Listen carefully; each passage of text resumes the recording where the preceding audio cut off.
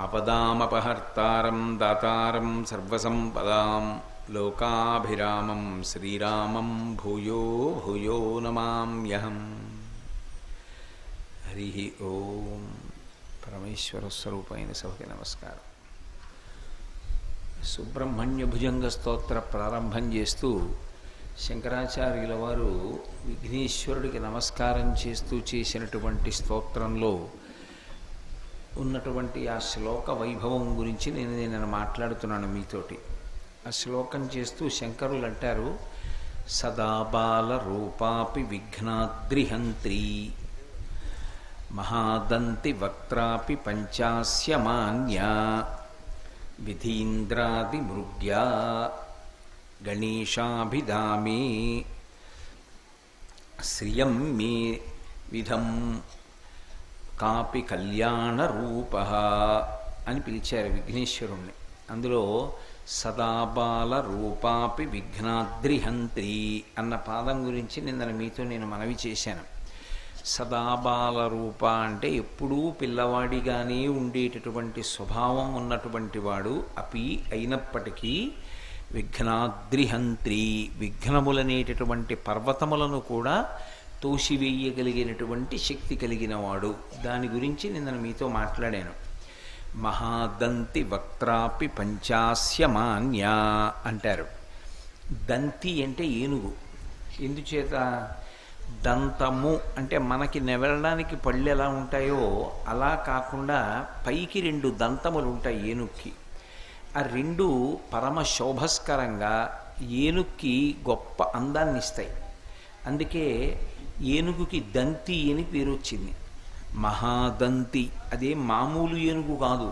విఘ్నేశ్వరుడి యొక్క ముఖం బ్రహ్మాండమైనటువంటి పెద్ద ఏనుగు యొక్క ముఖం కాబట్టి మహాదంతి వక్త్రాపి చాలా పెద్ద ఏనుగు ముఖం కలిగిన వాడు.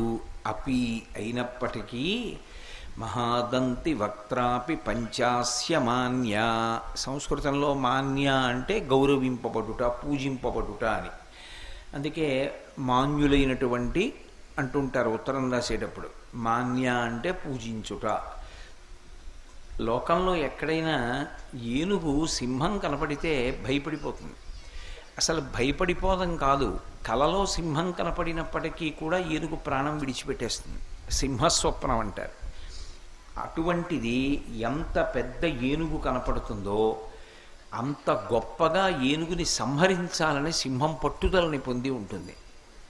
కానీ విఘ్నేశ్వరుడి విషయంలో విచిత్రం ఏమిటంటే మహాదంతి వక్త్రాపి అంత పెద్ద ఏనుగు ముఖం ఉన్నవాడు ఆయన అయితే మరి ఏనుగు ముఖం ఉన్నప్పుడు సింహాన్ని చూసి భయపడాలి కదా. కానీ పంచాస్యమాన్య సింహం ఆయనని పూజ చేస్తుంది. సింహం ఏనుగు ముఖం ఉన్నటువంటి విఘ్నేశ్వరుణ్ణి పూజ చేసింది అని ఎక్కడ చెప్పబడింది అంటే శంకరాచార్యుల వారు పంచాస్య అన్నారు. పంచాస్యము అని పేరు దేనికి వచ్చింది అంటే సింహానికి పేరు. పంచాస్య అంటే పంచ అంటే 5 అని ఒక అర్థం. ఆస్య అంటే ముఖములు కలిగినది, 5 ముఖములు కలిగినది కాబట్టి పంచాస్య అని ఒక అర్థం. పంచ అంటే సంస్కృతంలో విశాలమైన అని ఒక అర్థం. ఆస్య అంటే ముఖం, విశాలమైన ముఖము కలిగినది అని. సింహాన్ని చూస్తే నడుం సన్నగా ఉంటుంది, కానీ ముఖం దగ్గరికి వచ్చేటప్పటికి మాత్రం చాలా పెద్ద ముఖం ఉంటుంది, విశాలమైన ముఖం ఉంటుంది. నేను మగసింహం గురించి మాట్లాడుతున్నాను. సింహం యొక్క భార్య ఆడసింహాన్ని అయితే శివంగి అంటారు. సింహానికి ఉన్నటువంటి అందం నిజానికి శివంగికి ఉండదు. మగసింహం చాలా అందంగా ఉంటుంది, చాలా పెద్ద జూలు ఉంటుంది దాని ముఖం చుట్టూ. దాని ముఖం వంక చూసేటప్పటికే ఒక భీతి కలుగుతుంది, అంత గాంభీర్యంతో ఉంటుంది అది. సింహావలోకనము, సింహస్వప్నము, సింహ సందర్భంగా అనేకమైనటువంటి పేర్లు లోకంలో వచ్చాయి. సింహాసనము, సింహాన్ని ఉద్దేశించి మాట్లాడతారు. అది బయటికి వచ్చి నడిచి వెడుతుంటే దాని వెంట్రుకలలోంచి వచ్చినటువంటి వాసనకి మిగిలిన జంతువులన్నీ గుహల్లోకి పారిపోతాయి. అయినా నా జోలికి ఏ జంతువు వస్తుందిలే అని చెప్పి అది నిర్లక్ష్యంగా నడవదు. ఒక 100 అడుగులు వేస్తుంది. స్థిమితంగా ఆగి ముఖమంతా వెనక్కి తిప్పి రెండు వైపులా పరిశీలనంగా చూస్తుంది. ఏదైనా అనుమానం వస్తే వెనక్కి తిరుగుతుంది, తిరిగి ఒకసారి చూస్తుంది. అంతా అది వెళ్ళవలసినటువంటి ప్రయాణం పూర్తి చేసుకుంటే బాగా ఎత్తైన చోటుకి ఎక్కి ఒక బండరాయి మీద కూర్చుంటుంది. ముందు రెండు కాళ్ళు పెట్టుకొని అక్కడి నుంచి చూస్తూ ఉంటుంది. అందుకే సింహావలోకనము అంటారు. అవలోకనము అంటే చూచుట. సింహానికి కొద్దిగా ముందుకెడితే మళ్ళీ వెనక్కి తిరిగి చూసే అలవాటు ఉంటుంది. మిగిలిన జంతువులు అలా కాదు, నడిచి వెళ్ళిపోతాయి. సింహం మాత్రం అలా నడవదు. కొద్ది దూరం నడిస్తే ఆగి వెనక్కి చూసుకుంటుంది. సింహావలోకనము అన్నది జీవితంలో అలవాటు పడిపోయినటువంటి వాడు చాలా గొప్ప స్థితికి వెడతాడు. ఎందుకని అంటే ఏదైనా ఒక విషయం చదువుకుంటే పుస్తకం మూసి నాకు ఎంత జ్ఞాపకం ఉంది అని చదివిన దాన్ని మళ్ళీ ఆలోచిస్తాడు. ఇవాళ చదివిన దాన్ని మళ్ళీ రేపు ఆలోచిస్తాడు. నిన్న విన్నదాన్ని ఇవాళ పొద్దున్న లేచి మళ్ళీ ఒకసారి ఆలోచిస్తాడు. ఇవాళ పొద్దున్న ఆలోచించిన దాన్ని సాయంకాలం ఆలోచిస్తాడు. ఎన్ని మాటలు ఒక విషయం మీద ఆలోచన చేసి జ్ఞాపకం తెచ్చుకుంటూ ఉంటాడో ఆ విషయం మనసులో అంత బాగా నాటుకుంటుంది.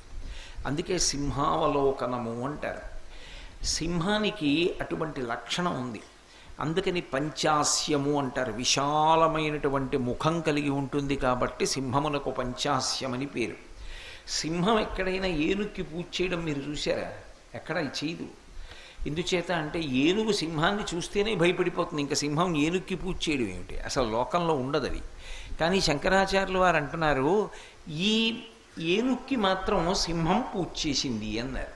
ఏ ఏనుగు? విఘ్నేశ్వరుడికి. ఆయనకి మరి ఏనుగు ముఖం కదూ. ఈ ఏనుగు ముఖం ఉన్నవాణ్ణి సింహము పూజ చేసింది. ఎప్పుడు పూజ చేసింది? ఎక్కడైనా ఉందా అలాగా? అంటే అందులో ఒక పెద్ద రహస్యం దాచారు. పంచాస్యము అంటే విశాలమైన ముఖము కలిగినది అంటే జంతువుగా సింహానికి అన్వయం. 5 ముఖములు కలిగిన వాడు కూడా ఒకడు ఉన్నాడు. ఆయన పరమశివుడు. పరమశివుడికి ఒక్కడికే 5 ముఖాలు.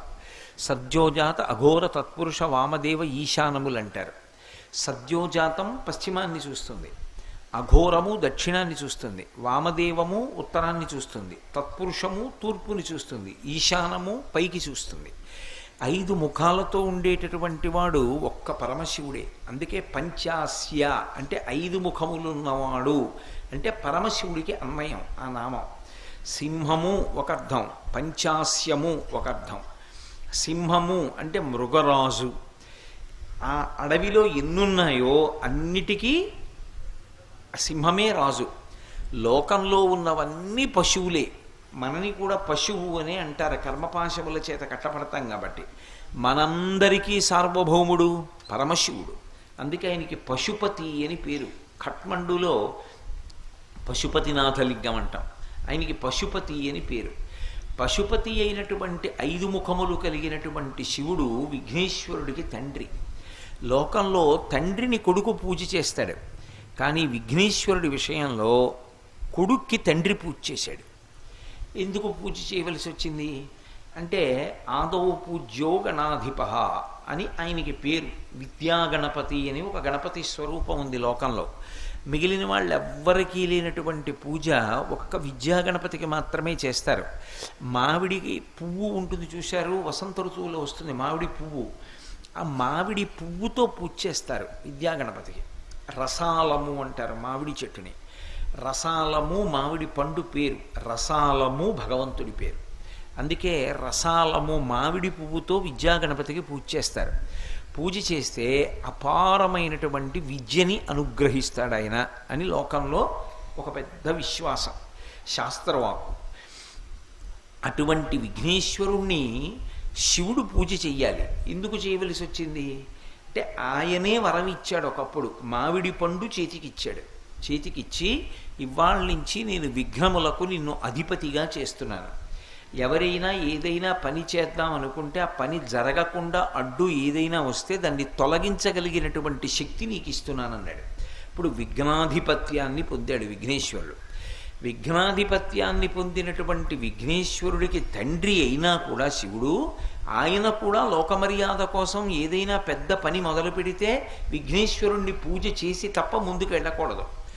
అలా ఒకవేళ విడితే ఆ పని జరుగుతుందా జరగదా నిరూపించాలనుకున్నాడు. నిరూపించాలనుకుని ఒకసారి పరమశివుడు ఒక పెద్ద కార్యాన్ని తలపెట్టాడు. త్రిపురాసురులు అని 3 రాక్షసులు బయలుదేరారు. ఒకడు బంగారుపురంలో ఉండేవాడు, ఒకడు వెండిపురంలో ఉండేవాడు, ఒకడు ఇనుప నగరంలో ఉండేవాడు. 3 ఆకాశంలో తిరుగుతుండేవి. ఆ త్రిపురాసురుల్ని సంహరించవలసి వచ్చింది. ఆ త్రిపురాసురుల్ని సంహరించగలిగిన వాడు పరమశివుడు ఒక్కడే. అది కూడా ఒక్క బాణంతోటే చంపాలి, అది వాళ్ళకి వరం.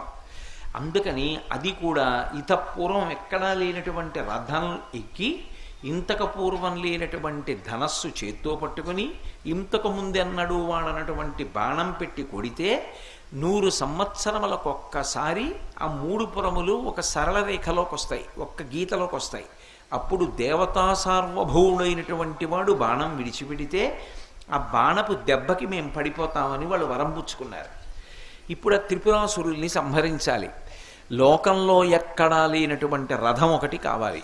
ఎక్కడి నుంచి తీసుకొస్తారు రథం అంటే ఈ భూమిని అంతటినీ రథంగా మార్చారు. మార్చి సూర్యచంద్రులు ఇద్దరినీ దీనికి చక్రాలుగా పెట్టారు. వేదములను గుర్రాలుగా చేశారు. ప్రణవాన్ని ఓంకారాన్ని ఆ గుర్రాల్ని తోలేటటువంటి కొరడాగా చేశారు. చేసి సరస్వతీదేవి ఆ వింటికి ఆ కొరడాకి తాడుగా మారింది. సాక్షాత్తుగా చతుర్ముఖ బ్రహ్మగారు కూర్చుని ఆ రథాన్ని తోలుతున్నాడు. పరమశివుడు లోపల కూర్చొని ఆ త్రిపురములను కొట్టడం కోసం ఇంతకు ముందు లేని ధనస్సు పట్టుకోవాలి. అందుకని మేరు పర్వతాన్ని ధనస్సుగా మార్చి పట్టుకున్నాడు. పట్టుకుని శ్రీమన్నారాయణుణ్ణి బాణంగా మార్చుకుని ఆ ధనస్సు యొక్క వింటినారికి తొడిగి త్రిపుర సంహారం చేయడానికి బయలుదేరాడు. తీరా కొంత దూరం వెళ్ళిన తరువాత రథానికి ఇరుసు విరిగిపోతే రథం ఆగిపోయింది. ఏం చెయ్యాలి ఇప్పుడు అన్నారు. అంటే శివుడు అన్నాడు, ఆదౌ పూజ్యో గణాధిప, నా కొడుక్కి నేనే వరమిచ్చాను, విఘ్నములను తీయగలిగినటువంటి శక్తి నీకు ఇస్తున్నానని చెప్పాను. నేను ఆయనని పూజించలేదు. కొడుకైనా కూడా ధర్మమే, చెయ్యవలసిన పని చెయ్యాలి. నేను విఘ్నేశ్వరుడి పూజ చెయ్యకుండా త్రిపురాసుర సంహారానికి బయలుదేరాను. అందుకే రథానికి ఇరుసు విరిగిపోయింది. నేనిప్పుడు ఇక్కడి నుంచే విఘ్నేశ్వరుడికి పూజ చేస్తే మళ్ళీ ఈ రథం కదులుతుంది అని వెంటనే విఘ్నేశ్వరుడిని నేను మీతో మనవి చేశా కదూ, పసుపు ముద్ద అక్కడ పెడితే అదే విఘ్నేశ్వరుడు. పసుపు ముద్ద అక్కడ పెట్టి విఘ్నేశ్వరుణ్ణి ఆరాధించాడు. ఆరాధిస్తే రథం మళ్ళీ కదిలి త్రిపురాసుర సంహారం జరిగింది. ఇప్పటికీ ఒకప్పుడు పరమశివుడు రథం ఎక్కి వెడుతున్నప్పుడు ఆ రథం యొక్క ఇరుసు ఎక్కడ విరిగిపోయిందో ఆ పట్టణం ఇప్పటికీ ఉంది. అది చెంగల్పట్టు అనేటటువంటి ప్రాంతం ఉంది ద్రవిడ దేశంలో, తమిళనాడులో. ఆ చెంగల్పట్టుకి దగ్గరలో దాన్ని ఇరుపక్కం అంటారు, ఇరుసు విరిగిపోయినటువంటి పట్టణము అని. ఆ పట్టణంలో ఇప్పటికీ పరమశివుని యొక్క రథం విరిగిపోయినటువంటి క్షేత్రము అని పిలుస్తారు. అది ఒకప్పుడు ఒక ఆశ్చర్యం జరిగింది ఆ ఊళ్ళో. చంద్రశేఖరేంద్ర సరస్వతి మహాస్వామి వారు కంచికామకోటి పీఠాధిపత్యం వహించినటువంటి రోజుల్లో రామేశ్వరంలో శంకరాచార్యుల వారిని 4 శిష్యుల్ని ప్రతిష్ఠ చేయడం కోసమని రాజస్థాన్లో పాలరాతి విగ్రహాలు తయారు చేయించి ఒక పెద్ద వాహనం మీద పెట్టి రామేశ్వరం పంపిస్తున్నారు. ఖచ్చితంగా ఆ వాహనం ఈ ఇరుపక్కం అన్న క్షేత్రం దగ్గరికి వచ్చింది. వచ్చేటప్పటికి ఇరుసు విరిగిపోయింది. అప్పుడు శివుడి యొక్క రథానికి విరిగిపోయింది. ఆ శివుడే శంకరాచార్యుల వారిగా వచ్చాడు. శంకరాచార్యుల వారి మూర్తిని పట్టుకుని వాహనం వెళుతుంటే మళ్ళీ అదే పట్టణం దగ్గర ఇరుసు విరిగిపోయింది. వెంటనే కామకోటి మఠానికి తెలియచేశారు, ఇరుసు విరిగిపోయింది ఎలాగా అని. మహాస్వామి వారు అన్నారు, ఇప్పుడు ఆ మూర్తుల్ని కిందకి దింపడం కుదరదు, 108 కొబ్బరికాయలు కొట్టండి. 108 కొబ్బరికాయలు కొడితే ఆయన ప్రసన్నుడవుతాడు. ఒక్క విఘ్నేశ్వరుడి విషయంలో ఒక చమత్కారం ఉంది. మిగిలినటువంటి దేవతలు ఎవరికైనా సరే కొబ్బరికాయ కొట్టేటప్పుడు లోపలికి తీసుకెళ్ళి అర్చకుడికి ఇస్తాం. అర్చకుడు కొబ్బరికాయ కొట్టి నైవేద్యం పెడతాడు. నైవేద్యం పెట్టిన తరువాత ఒక చెక్క దేవాలయాల్లో ఉంచుతారు, ఒక చెక్క మనం ప్రసాదంగా తెచ్చుకుంటాం. విఘ్నేశ్వరుడి విషయంలో ఆయన ఎప్పుడైనా చాలా ఇష్టపడ్డాడనుకోండి, నాకు కొబ్బరికాయ కొట్టమని కబురు చేస్తాడు. ఇదో విచిత్రం తెలుసా మీకు? నాకు కొబ్బరికాయ కావాలి అని అడుగుతాడు. ఎవరి పట్ల ఆయన ప్రీతి పొందాడో వాళ్ళకి కబురు వస్తుంది, నాకు కొబ్బరికాయ కొట్టమనండి అని అడుగుతాడు. నాకు కొబ్బరికాయ కొట్టమనండి అని అడిగాడు అంటే ఆయన చాలా ప్రీతి చెందాడు అని గుర్తు. విఘ్నేశ్వరుడు బాగా ప్రీతి చెందాలి అంటే కొబ్బరికాయని లోపలికి తీసుకెళ్లే కొట్టాలని నియమం లేదు. దేవాలయం మూసేసి ఉన్నప్పటికీ కూడా దేవాలయం ఎదురుగుండా రహదారి మీద నిలబడి విఘ్నేశ్వరుడికి కొబ్బరికాయ చూపించి నేలకేసి కొట్టేస్తే, దాన్ని పిల్లలు ఏరుకు తినేస్తే కొబ్బరి చెక్కల్ని సాక్షాత్తు విఘ్నేశ్వరుడు తినేసినట్టు. ఇది ఒక్క విఘ్నేశ్వరుడి విషయంలో మాత్రం మినహాయింపు. మిగిలినవి ఎవరివైనా సరే లోపలికి తీసుకెళ్ళి కొట్టాలి. విఘ్నేశ్వరుడికి కూడా లోపలికి తీసుకెళ్ళి కొబ్బరికాయ కొట్టచ్చు. కానీ అంతకన్నా ఎక్కువ ప్రీతి ఆయన ఎప్పుడు చెందుతాడంటే కొబ్బరికాయ కొట్టి ఆ ముక్కలు కానీ రోడ్డు మీద చెల్లాచెదరుగా అయిపోతే పిల్లలు వచ్చి ఆ ముక్కలు ఏరుకు తింటే. చూడండి, సాధారణంగా దృష్టి దోషం పోవడానికి శుక్రవారం నాడు దుకాణాల ముందు కొబ్బరికాయ దిగదుడిచి రోడ్డు మీద కొట్టేస్తుంటారు. ఆ ముక్కలు ఎవరూ తీసుకోరు. కానీ విఘ్నేశ్వరుడి గుడి ముందు మాత్రం కొబ్బరికాయ కొడితే అది పిల్లలు ఏరుకు తింటే స్వయంగా విఘ్నేశ్వరుడు తిన్నట్టు. అది ఒక్క విఘ్నేశ్వరుడికే అన్వయం.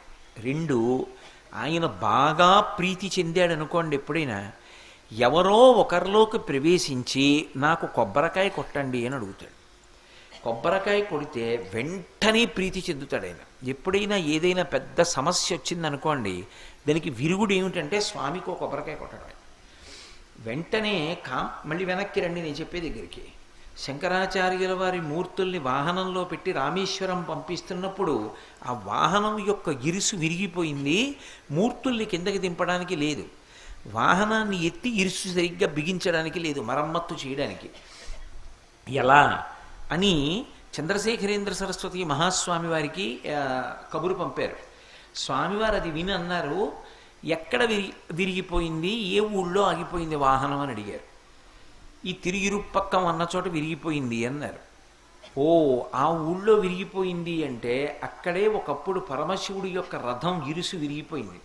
అప్పుడు శివుడి రథానికి విరిగింది. ఇప్పుడు శివుడే శంకరాచార్యుల వారిగా వచ్చాడు. శంకరాచార్యుల వారి మూర్తి వెడుతుంటే మళ్ళీ విరిగింది.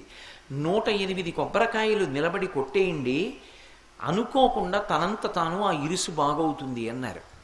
వెంటనే 108 కొబ్బరికాయలు తెప్పించి ఆ అరుచుపక్కం క్షేత్రంలో విఘ్నేశ్వరుడు యొక్క దేవాలయం ముందు కొట్టారు.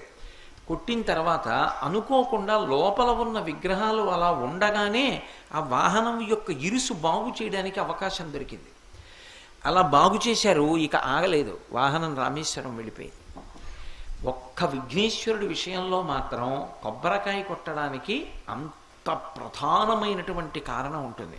అందుకే మీరు విఘ్నేశ్వరుడికి పూజ చేసేటప్పుడు ఏది చేశారు ఏది చెయ్యలేదు అన్నదానితో కాదు, బాగా జ్ఞాపకం పెట్టుకోండి నేను చెప్పే విషయం.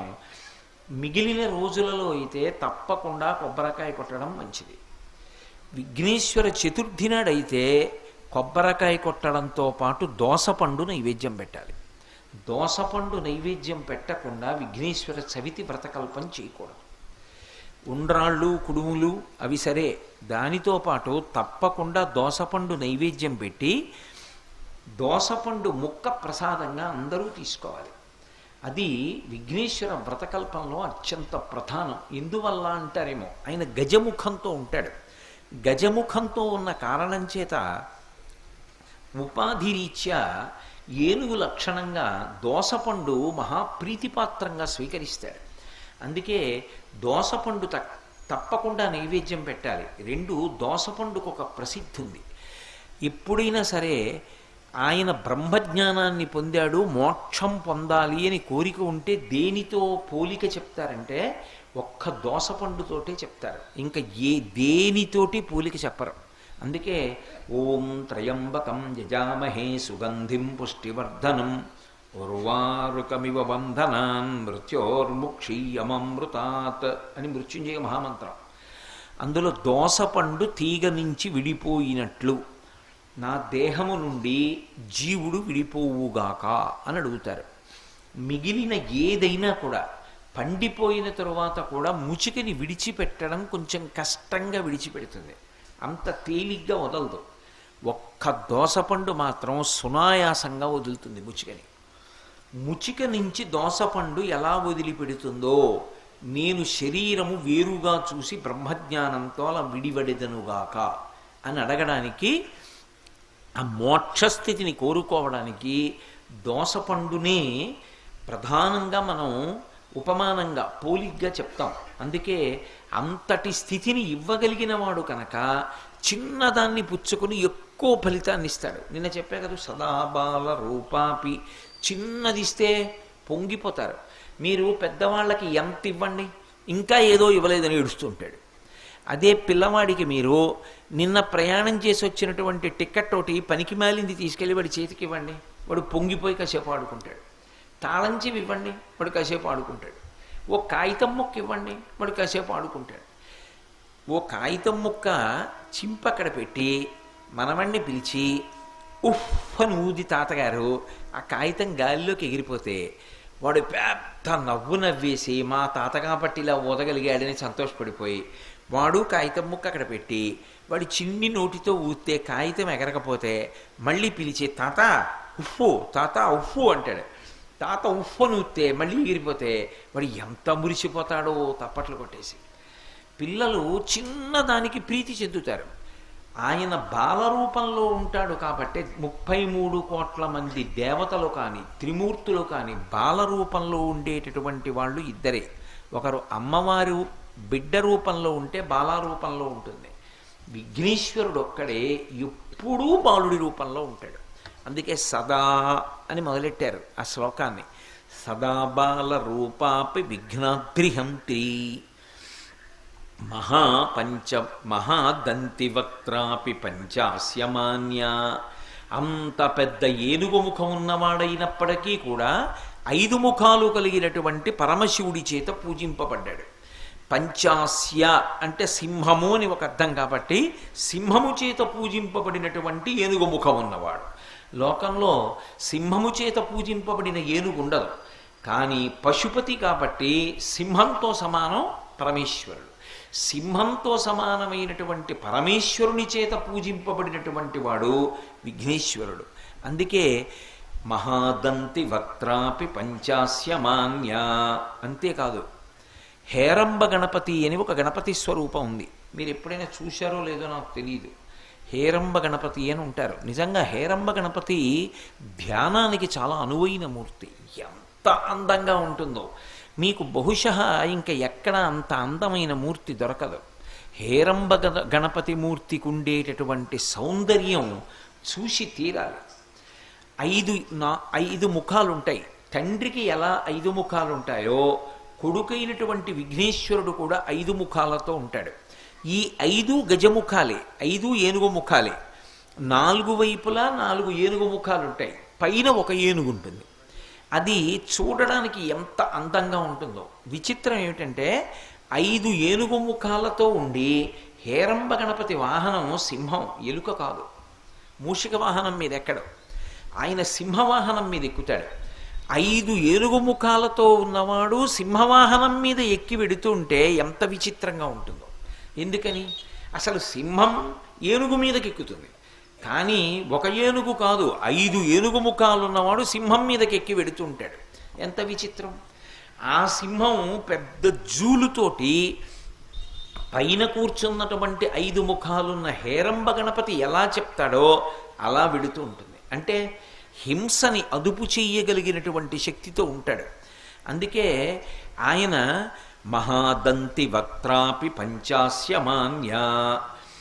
ఏనుగు ముఖంతో ఉన్నప్పటికీ కూడా సింహము చేత పూజింపబడినవాడు, సింహము వాహనముగా కలిగినటువంటి వాడు.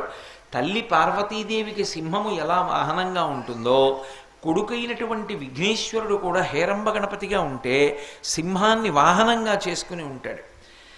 ఇంకా విశేషం ఏమిటి అంటే శంకరాచార్యుల వారు మహాదంతి అని పిలిచారు.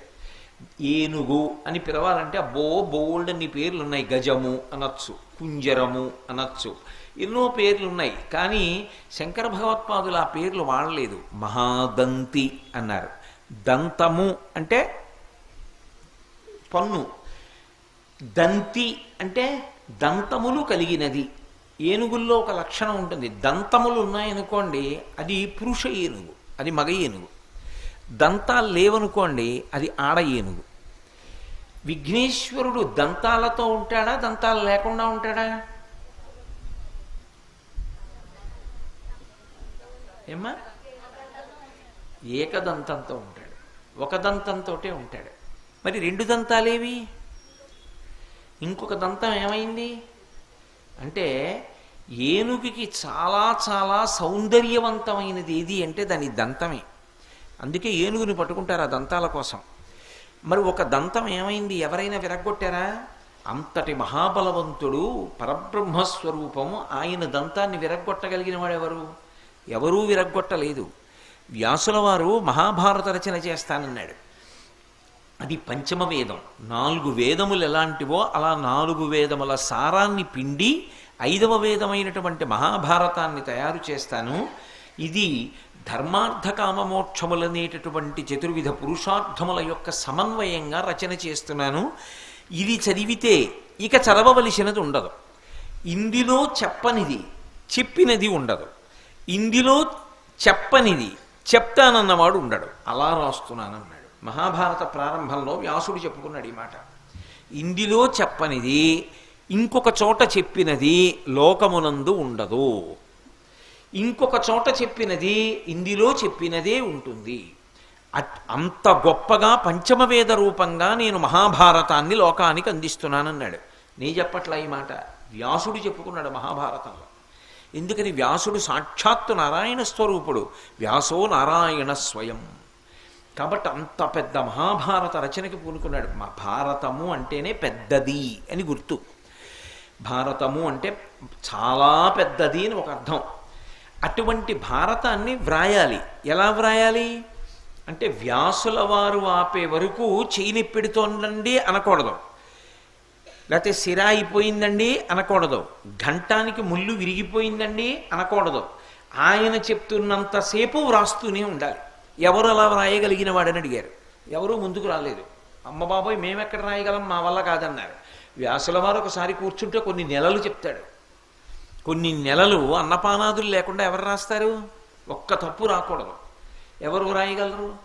ఏ వ్రాయసగాడు ముందుకు రాలేదు. అప్పుడు విఘ్నేశ్వరుడు ముందుకు వచ్చాడు. నేను వ్రాస్తానన్నాడు. సాక్షాత్ మరి మేనమామ నారాయణమూర్తే కదా వ్యాసుడిగా వచ్చాడు. మేనల్లుడిగా లోకానికి ఉపకారం చేస్తానన్నాడు. నువ్వింత ఉపకారం చేస్తున్నావు, నేను ఆ ఉపకారంలో పాత్ర తీసుకుంటాను, నేను వ్రాస్తా మహాభారతాన్ని. చెప్పు ఎంత చెప్తావు అన్నాడు. మొదలు పెట్టమన్నాడు. ఆయన చెప్తుంటే వ్రాస్తున్నప్పుడు అరిగిపోయినటువంటి ఘంటం కావాలి. దేని మీద వ్రాస్తారు? మన కాగితాల మీద వ్రాయరు, దాన్ని తాటాకు మీద రాస్తారు. తాటాకు మీద వ్రాసేటప్పుడు మీరు ఎప్పుడైనా తాళపత్ర గ్రంథం చూశారో లేదో నాకు తెలియదు. చిన్న చిన్న చిన్న చిన్న కన్నాలు పడుతున్నట్టుగా రాస్తారు. అలాగని చిల్లు పడిపోకూడదు, చిన్న కన్నం పడినట్టుగా రాస్తారు. ఇప్పటికీ మీరు తాళపత్ర గ్రంథం తీసుకుని కొద్దిగా దాని మీద శుద్ధ వేసి ఇలా అన్నారనుకోండి, అక్షరాలు సుస్పష్టంగా కనపడతాయి. కాగితమైనా ఓ 50 ఏళ్ళో 70 ఏళ్ళో అయిపోతే చిరిగిపోతుంది. తాళపత్ర గ్రంథం కొన్ని వందల సంవత్సరాల తర్వాత కూడా ఆకు అలాగే ఉంటుంది. నేను ప్రత్యక్షంగా చూశా కాంచీపురంలో 700-800 సంవత్సరాల క్రితం వ్రాసినటువంటి తాళపత్ర గ్రంథం మీద ఉన్నటువంటి శ్లోకం చదువుతుంటే స్పష్టంగా అర్థమవుతుంది. అలా వ్రాస్తారు. అలా వ్రాయాలి. దేంతో వ్రాయాలి మహాభారతాన్ని? అటువంటి ఘంటం ఎక్కడ దొరుకుతుంది అంటే, ఆయన అన్నాడు, ఏనుక్కి అత్యంత ఇష్టమైనది ఏది అంటే తన దంతం. నాకు ఇష్టమైనదైనప్పటికీ కూడా, నా ముఖానికి అందం ఇచ్చేది దంతం అయినప్పటికీ కూడా, లోకం కోసం ఒక దంతాన్ని విరిచేస్తాను. దానివల్ల నా ముఖం వికారంగా ఉంటుంది. ఏకదంతం శూర్పకర్ణం గజవక్త్రం మనోహరం అంటాం. ఒక దంతంతో ఉంటే వికారంగా ఉంటుంది. లోకానికి నేను వికారంగా కనపడ్డా పర్వాలేదు, కానీ నేను ఒక దంతాన్ని విరిచి లోకానికి అవసరమైన మహాభారతాన్ని వ్రాసిస్తాను. అప్పుడు నా వలన లోకానికి ఉపకారం జరుగుతుంది. అంతేగాని బాహ్యంలో అందం కోసం నేను దంతం పెట్టుకుంటే ఉపయోగం ఏముంది అని ఒక దంతాన్ని విరిచి మహాభారతాన్ని వ్రాసాడు. కాబట్టి ఇప్పుడు మహాదంతి, ఒక దంతమే ఉన్నటువంటి ఏనుగు అంటే విఘ్నేశ్వరుడు ఒక్కడే. ఆ ఒక్క దంతమే ఉన్నవాడు అన్నప్పుడు ఆయన లోకం కోసం ఎంత త్యాగం చేసినవాడు. స్తోత్రం చేస్తున్నారా లేదా? కాదు. ఇందులో ఇంకొక పెద్ద రహస్యం ఉంది. శంకరాచార్యుల వారు ఏదన్నా అన్నారంటే ఉత్తినే అనరు. ఆయన ఏదైనా మాట అన్నారు అంటే అందులో ఎన్నో విషయాలు దాస్తారు. మహాదంతి అన్నారు, అది మామూలు ఏనుగు కాదు, అది మహాదంతి అన్నారు. మహత్ అన్న మాట వేస్తున్నారు అందులో. అనోరణీయాం మహతో మహీయాన్ అంటుంది ఉపనిషత్తు. అణువు కన్నా చిన్నవాడు, మహత్ ఆకాశము కన్నా పెద్దవాడు. ఎవరు అంటే పరమాత్మ. మహాదంతి అన్నారు విఘ్నేశ్వరుణ్ణి. విఘ్నేశ్వరుడికి ఒక పక్కకు వచ్చి మీరు చూశారనుకోండి, ఇటు నిలబడి, ఇటు దంతం ఉండదు. ఏదో కొన్ని ఇటు అనుకోండి, ఇటువైపు దంతం ఉండదు, ఎందుకంటే విరిచేశాడు. ఇప్పుడు ఇటువైపు నుంచి చూసి ఏనుగుని ఆడదా మగదా అని అడిగాను అనుకోండి, దంతం లేదు కాబట్టి ఏనుగుకి ఇటు చూసి మీరు విఘ్నేశ్వరుణ్ణి ఏమని చెప్తారు? ఆడ ఏనుగు అని చెప్తారు, అవునా కదా? ఎందుకంటే దంతం లేదు.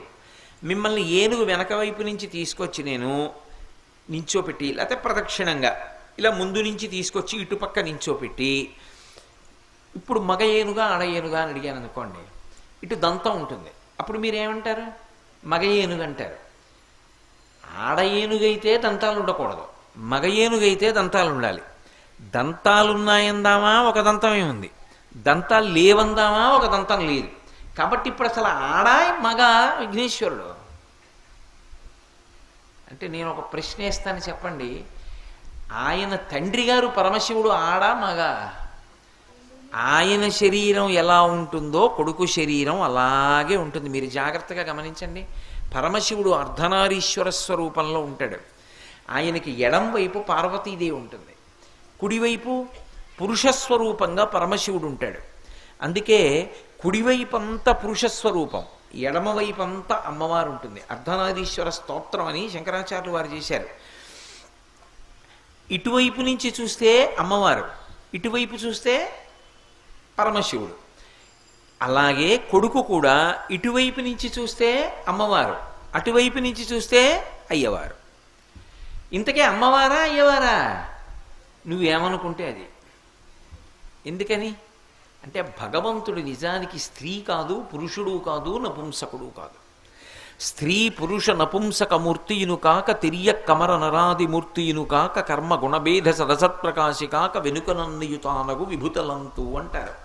భగవంతుడు అంటే జ్యోతిస్వరూపుడు, కాంతి, చిదాభాస. అటువంటి పరమాత్మ ఆడ మగ అంటే అసలు చెప్పడం సాధ్యం కాదు. మనం ఆడది అని పూజ చేశామనుకోండి లలిత అమ్మవారు, లక్ష్మి, సరస్వతి. మగవాడు అని పూజ చేశామనుకోండి శ్రీమన్నారాయణుడు, లేకపోతే పరమశివుడు, బ్రహ్మగారు. నిజానికి ఆడ మగ భగవంతుడు అని నిర్ధారణ చేస్తే మన మనస్సుతో ఎలా ప్రీతిగా చూస్తే అలా కనపడతాడంతే. అందుకే విఘ్నేశ్వరుడు ఒకవైపు నుంచి చూస్తే దంతం లేకుండా ఉంటాడు, ఒకవైపు నుంచి చూస్తే దంతంతో ఉంటాడు. ఇప్పుడు ఆయన ఆడ మగ, తండ్రి పరమశివుడు ఎలా అర్ధనారీశ్వర స్వరూపమో ఈయన కూడా అంతే అర్ధనారీశ్వర స్వరూపం. అందుకే విఘ్నేశ్వరుడి మూర్తి పడితే పక్కన అమ్మవారిని పెట్టారా పెట్టలేదా అన్నదానితో సంబంధం ఉండదు. ఇది పెద్ద ఉపాసన రహస్యం నిజానికి. ఎందుకంటే అమ్మవారు పక్కన లేకపోతే పూజ చెయ్యం మనం. అందుకే మీరు చూడండి, పార్వతీ పరమేశ్వరులు, లక్ష్మీనారాయణులు, సరస్వతి బ్రహ్మ, శిచీ పురంధరాభ్యాం నమః, అరుంధతీ వశిష్టాభ్యాం నమః. ఎప్పుడైనా సరే భార్యతో కలిపి పిలుస్తాం. భార్య అంటే ఆయన శక్తి స్వరూపం, కలిపి పిలిచి పూజ చేస్తాం. మరి వరలక్ష్మి వరసిద్ధి వినాయక వ్రతం చేసేటప్పుడు విఘ్నేశ్వర ప్రతిమ ఒక్కటే కదా పెట్టుకుంటున్నారు, పక్కన అమ్మవారిని ఎవరన్నా పెడుతున్నారా? పెట్టట్లేదుగా. పెట్టనప్పుడు వ్రతం చేయడానికి ఉపాసనకి ఎలా సిద్ధిస్తుంది, ఎలా కుదురుతుంది? అమ్మవారేది అంటే ఎటువైపు దంతం లేదో అటువైపు నుంచి చూసినప్పుడు ఆయనే అమ్మవారు. అర్ధనారీశ్వర స్వరూపంలో ఇంకా మళ్ళీ అమ్మవారు అవసరం లేకుండా అమ్మవారు ఉన్నట్లు, దంతం లేని వైపు చూస్తే అదే అమ్మవారు, దంతం ఉన్నవైపు చూస్తే అదే పురుషుడు వినాయకుడు. కాబట్టి ఇప్పుడు సిద్ధి బుద్ధి, ఈ బుద్ధి మనకుంటే సిద్ధి ఆయనతోనే ఉంది. కాబట్టి సిద్ధి బుద్ధి సమేత వరసిద్ధి వినాయక పరబ్రహ్మణే నమః. ఇది విఘ్నేశ్వర స్వరూపానికి ఉపాసనాపరంగా ఉన్నటువంటి అద్భుతమైన చమత్కారం. అది పరబ్రహ్మ తత్వాన్ని నిరూపణం చేసేటటువంటి స్వరూపం. అందుకే అన్నిటికన్నా ఆది ఎక్కడుంటుంది అంటే ఓంకారమునందు ఉంటుంది. ప్రణవము ఇలా ఓం అన్నది వేస్తే ఎలా ఉంటుందో, ఏనుగు ముఖం విఘ్నేశ్వరుడి తొండం మీరు గీత గీస్తే అందులో ఓం వస్తుంది. ప్రణవస్వరూపంగా నిలబడేటటువంటి వాడు ఎవరు అంటే ప్రణవస్వరూపి పరమశివుడు. మళ్ళీ ఆయన కొడుకు ఆత్మావై పుత్రనామాసి. అందుకే మళ్ళీ ప్రణవస్వరూపంగా ఉండేటటువంటి వాడు విఘ్నేశ్వరుడు. అది ఏనుగు ముఖం కాబట్టే కుదురుతుంది. అందుకే మహాదంతి భక్త్రాపి పంచాస్యమాన్య. అంతేకాదు, అందులో ఇంకొక పెద్ద రహస్యం ఉంది. మహాదంతి వక్త్రాపి, పెద్ద ఏనుగు ముఖం ఉన్నవాడు అయి ఉండి కూడా అంటున్నారు. ఏనుగు ముఖంతోనే ఎందుకు ఉండాలి వినాయకుడు? ఏనుగు ముఖంతోనే ఉండవలసిన అవసరం ఏముంది? గజముఖాసురుణ్ణి చంపేసిన తరువాత ఇంకా ఆయన మళ్ళీ తన పూర్వముఖాన్ని స్వీకరించచ్చుగా. దేవతాస్వరూపం కాబట్టి ఆయన కోరుకుంటే మళ్ళీ ముఖాన్ని మార్చేసుకోవచ్చు. కానీ ఆయన ఏనుగు ముఖంతోనే ఉండిపోయాడు. ఎందుకు ఏనుగు ముఖంతోనే ఉండాలి అంటే, సంస్కృత భాషలో ఒక చమత్కారం ఉంది. సంస్కృత భాషలో ముఖము అన్న మాటకి నోరు అన్న మాటకి రెండు పదాలు లేవు. ముఖం అంటే నోరు, ముఖం అంటే ముఖం. మళ్ళీ నోటికి వేరే మాట లేదు. వక్త్రం అంటే ముఖం, వక్త్రం నోరు. శ్రీముఖం అన్నాను అనుకోండి, మంచి నోరు. కాదు నేను ముఖం గురించి చెప్తాను అనుకోండి, ముఖం తప్ప. ముఖం మనకి తెలుగులో అయితే ఆయన ముఖం చూడండి అన్నారనుకోండి ఇదంతా, ఆయన నోరు చూడండి అన్నారనుకోండి ఇది ఒక్కటి. సంస్కృతంలో ముఖానికి ఒక పేరు, నోటికి ఒక పేరు, రెండు పదాలు లేవు. ఇది విచిత్రం. సంస్కృత భాష మొత్తంలో ఇదో విచిత్రం.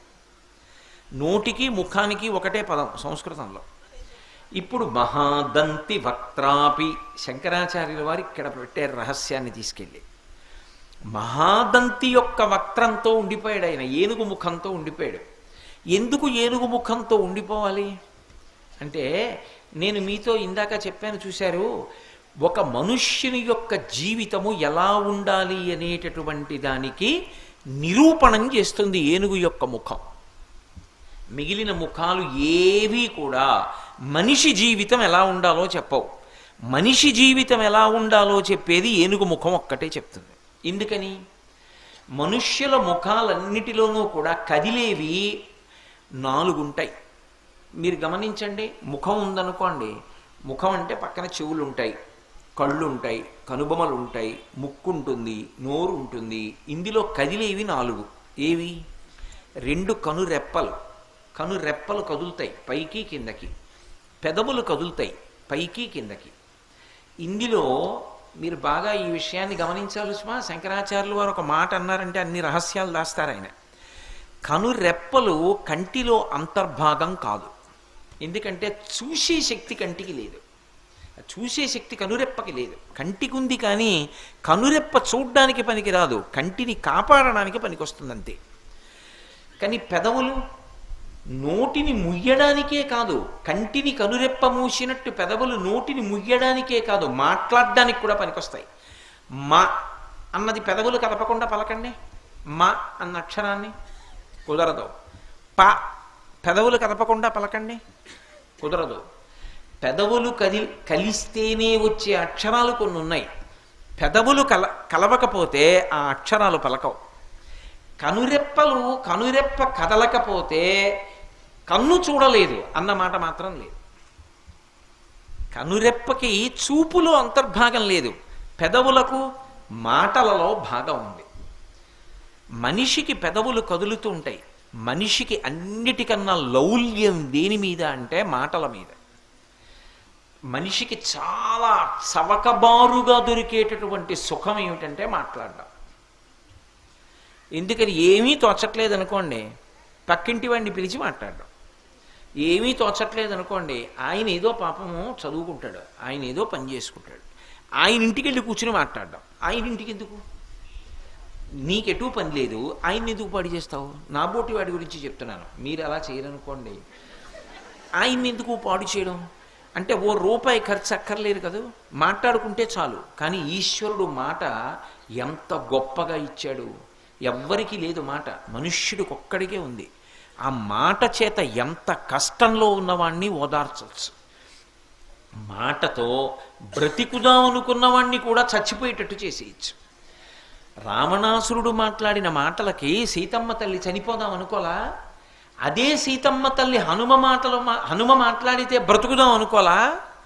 ఒకడి మాటకి బ్రతుకుదాం అనుకుంది, ఒకడి మాటకి చచ్చిపోదాం అనుకుంది. మాట అంత శక్తివంతమా కాదా? అంత శక్తివంతమైనటువంటి మాటకి ఆధారం పెదవులు. ఈ పెదవులు కదులుతూ ఉండడం గొప్ప కాదు, జీవితంలో ప్రయత్నపూర్వకంగా పెదవులు కదలకుండా ఉంచగలగడం గొప్ప. అందుకే మహాత్ములు ఏం చేస్తారంటే మౌనవ్రతం చేస్తూ ఉంటారు. చంద్రశేఖరేంద్ర సరస్వతి మహాస్వామి వారు ఎప్పుడైనా ఎక్కడైనా నోరు విప్పి ఏదైనా మాట్లాడారనుకోండి, తెల్లమారేటప్పటికీ కనీసం అది 200 భాషల్లోకి తర్జుమా అయ్యేది. ఆయన మాట్లాడారు అంటే సరస్వతీదేవి మాట్లాడింది, కామాక్షి పరదేవత మాట్లాడిందని గుర్తు. అందుకే నడిచే దేవుడు అని పేరుగాంచారు. అటువంటి మహాస్వామి ప్రయత్నపూర్వకంగా కుటీరంలో కొన్నాళ్ళు మౌనంలోకి వెళ్ళిపోయేవారు. అసలు మనిషి జీవితంలో చిట్ట చివర పొందవలసిన స్థితి ఏది అంటే మౌనం. బతికున్న నాళ్ళు ఉపన్యాసం చెప్పకూడదు, కొంతకాలం ఉపన్యాసాలు చెప్పాలి. ఏదో ఒక పెద్దవాడు అయిపోయిన తర్వాత ఇంకా విడిచిపెట్టేయాలి. ఏదో ఒక రోజున ఇక నేను ఈ ప్రసంగాలు చెయ్యను, ఆప్ చేసేయాలి. ప్రసంగాలు చేయనివాడైతే ఇక లౌకికమైన మాటలు నేను ఎక్కువ మాట్లాడినా. మౌనంలో ఉండాలి. అసలు తరించుట, ఆత్మను అనుభవించుట అనేటటువంటిది మౌనంలోనే జరుగుతుంది. మౌనము ఆత్మని అనుభవించేటటువంటి స్థితి. వాక్కు దానికి భంగకరం. ఆ మౌనంగా ఉండడం రావాలి మనిషికి. అన్నిటికన్నా గొప్పది ఏది అంటే మౌనమే. అందుకే ఏ మాట మాట్లాడితే ఏది వస్తుందో అంటారు. ఎవరి దగ్గర ఎంత మాట్లాడాలో, ఎప్పుడు ఎంత మాట్లాడాలో తెలిసి ఉండాలి. భూపసభాంతరాళ మన పుష్కళ వాక్చతురత్వ మాజి బాహాపటు శక్తియున్ యశమునందనురక్తియు ప్రకృతి సిద్ధగుణంబులు సజ్జనాళికిన్నంటాడు భర్తృహరి. అదే పనిగా మాట్లాడకూడదు. ఎవరితో మాట్లాడుతున్నావో అన్నది దృష్టిలో పెట్టుకుని బహు తక్కువ మాట్లాడాలి. పెద్దలతో మీరు మాట్లాడుతున్నారనుకోండి, మీరు మాట్లాడింది బహు తక్కువ ఉండాలి, మీరు విన్నది చాలా ఎక్కువ ఉండాలి. గురువుగారితో మాట్లాడుతున్నాను అనుకోండి, గురువుగారు మాట్లాడింది వినాలి. జవాబు చెప్పవలసి వస్తే బహు తక్కువ మాట్లాడాలి. అందుకే వాక్కు అంటే స్వామి హనుమ. అంత హనుమ లంకాపట్టణానికి వెళ్ళి సీతమ్మ తల్లి దర్శనం చేసి రాక్షస సంహారం చేసి తిరిగి వస్తే అంగదుండి కూర్చోపెట్టి వానరుల్ని కూర్చోపెట్టి మాట్లాడితే తను వెళ్ళిన విషయాలన్నీ వర్ణిస్తారు. రాముడు పిలిచి ఏమైందని అడిగితే దృష్ట్వా సీత అంటారు. సీతమ్మ చూడబడినది అంతే. పెద్దల దగ్గర ఎక్కువ మాట్లాడకూడదు, పెద్దల దగ్గర వినాలి. జీవితంలో మౌనం పాటించాలి, తక్కువ మాట్లాడాలి. ఎవరు ఎక్కువ మాట్లాడతాడో వాడి ఆయుర్దాయం తరిగిపోతుంది. 100 సంవత్సరములు బ్రతకవలసిన వాడు ఎక్కువ మాట్లాడేటటువంటి అవసరాన్ని పెట్టుకుంటే 80 సంవత్సరాలకు వెళ్ళిపోతాడు. ఎవరు ఎక్కువ మాట్లాడకుండా ఉంటాడో వాడు దీర్ఘాయుష్మంతుడు అవుతాడు. అందుకే గురువు చేసేటటువంటి మహాత్యాగం ఏమిటి అంటే 10 మందికి మంచి మాటలు చెప్పడమే. గురువుగారు మాట్లాడకుండా కూర్చుంటే లోకానికి జ్ఞానం ఎలా అందుతుంది? తన ఆయుర్దాయం పోతోందని తెలిసి మాట్లాడుతున్నాడు. అది గురువు చేసే త్యాగం. అందుకే గురువు శరీరాన్ని శిష్యులు రక్షించుకుంటారు. మిగిలిన పనుల విషయంలో గురువుగారు ఇబ్బంది పడకుండా చూసుకుంటూ ఉంటారు. కారణం ఏమిటంటే గురువుగారు ఎక్కువ కాలం బ్రతకాలి, బ్రతకపోతే దారి చూపించేవాడు ఎవరు? అందుకని. అంతేకాని అదే పనిగా మాట్లాడండి అనరు. కారణం ఏంటంటే గురువు ఎక్కువ కాలం బ్రతకాలి కాబట్టి, లేకపోతే లోకంలో దారి చూపించేవాడు ఉండడని. ఈ మౌనంగా ఉండండి అని చెప్పవలసి వస్తే మనం ఏమంటాం? నోటి మీద వేలేసి చూపిస్తాం. ఇలా వేలు పెడతాం. చెయ్యి ఇలా అడ్డు పెట్టామంటే దానికి 2 అర్థాలు. ఇలా అన్నాను అనుకోండి మాట్లాడకండి అని, ఇలా పెట్టుకున్నాను అనుకోండి నోటికి చెయ్యి అడ్డు, ఎదురుగుండా ఉన్నవారు పెద్దలు అని గుర్తు. ఎక్కువ నేను మాట్లాడను, బహు తక్కువ ఎక్కువ మాట్లాడతాను, ఎక్కువ వింటాను అని గుర్తు ఏమిటంటే ఇలా పెట్టు కూర్చుంటాం. నేను మా గురువుగారి దగ్గరికి వెళ్ళాను అనుకోండి, ఇలా కూర్చుంటాను మొదట వెళ్ళగానే. అంటే గురువుగారు నేను ఎక్కువ మాట్లాడను, మీరు మాట్లాడింది నేను వింటాను. ఇలా చెయ్యి అడ్డు పెట్టుకున్నాడు అంటే వాడికి జీవితంలో ఎలా బ్రతకాలో, ఎన్ని మాటలు మాట్లాడాలో, ఎంత మౌనం పాటించాలో వాడికి తెలుసని గుర్తు. అందుకే ఇప్పటికీ దేవతా స్వరూపాల్లో హనుమ ఒక్కరే ఇలా పెడతారు. ఆజ్ఞాపాలక హనుమ అని రామచంద్రమూర్తి దగ్గర ఉంటే ఇలా ఉంటారు హనుమ. మీరు ఇప్పటికీ తిరుపతి వెడితే తీర్థం ఇచ్చే దగ్గర చూస్తే ఇలా పెట్టి ఉంటారు. క్యాలెండర్లు కూడా వచ్చాయి ఆ మధ్య, అందులో ఉంటారు ఇలా చెయ్యి అడ్డు పెట్టి ఇలా పెట్టుకుని ఉంటారు, ఇలా నిలువుగా పెట్టి ఉంటారు. ఆజ్ఞాపాలక హనుమ అంటారు. మనిషి ఎక్కువ మాట్లాడకూడదు, తక్కువ మాట్లాడాలి, ఎక్కువ వినాలి. అందుకే ఒక నోరు రెండు చెవులు. ఇది లోకానికి చెప్పడానికి ఏనుగు యొక్క ముఖం చెప్తుంది. అందుకే మీరు చూడండి, చెయ్యి వేరుగా ఉంటుంది, నోరు వేరుగా ఉంటుంది. మిగిలిన ప్రాణులకి చెయ్యి ఇలా అడ్డం పెడితేనే తెలుస్తుంది. ఏనుగు ఒక్కదానికి మాత్రం నోటికి అడ్డంగా చెయ్యి వస్తుంది. నోరు కిందకు ఉంటుంది, తొండం అడ్డంగా ఉంటుంది. దాని తొండమే దానికి చెయ్యి అయినప్పుడు తొండం అడ్డంగా ఉంది అంటే చెయ్యి అడ్డంగా ఉందా లేదా? నోటికి అడ్డంగా చెయ్యి పెట్టుకున్నటువంటి ప్రాణి ఎవరు? తనంత తానుగా ఏనుగొక్కటే. దంతములు రెండు పక్కకి ఉంటాయి, అవి నవలడానికి పనికిరావు. అంటే తినడం కోసం దంతాలు కాదు, మాట్లాడడం కోసం నోరు కాదు. బహు తక్కువ మాట్లాడి ఎక్కువ విని మౌనము చేత తరించు. ఇది లోకానికి సందేశమిచ్చేటటువంటిది. సమస్త మనుష్య జాతికి గురువుగా నిలబడి మాట్లాడగలిగినటువంటి ముఖం తనంత తానుగా ఉన్న ఏకైక ప్రాణి ఏనుగు. అందుకే ఏనుగు ముఖానికి అంత గొప్పతనం ఉంది. మహాదంతి వక్త్రాపి అని శంకర భగవత్పాదులు అనడానికి కారణం అది. అంత పెద్ద ఏనుగు ముఖం ఉన్నవాడు. అందుకే విఘ్నేశ్వరుడికి దండం పెట్టుకోండి అని పిల్లలతో దండం పెట్టిస్తుంటారు తప్పకుండా. ఎందుకని? నువ్వు తెలుసుకోవడం కాదు, ఎక్కడ ఎంత మాట్లాడాలో తెలిసి ఉండడం కూడా చాలా అవసరం. ఎక్కడ మాట్లాడుతున్నప్పుడు ఏది జ్ఞాపకం రావాలో అది రావాలి.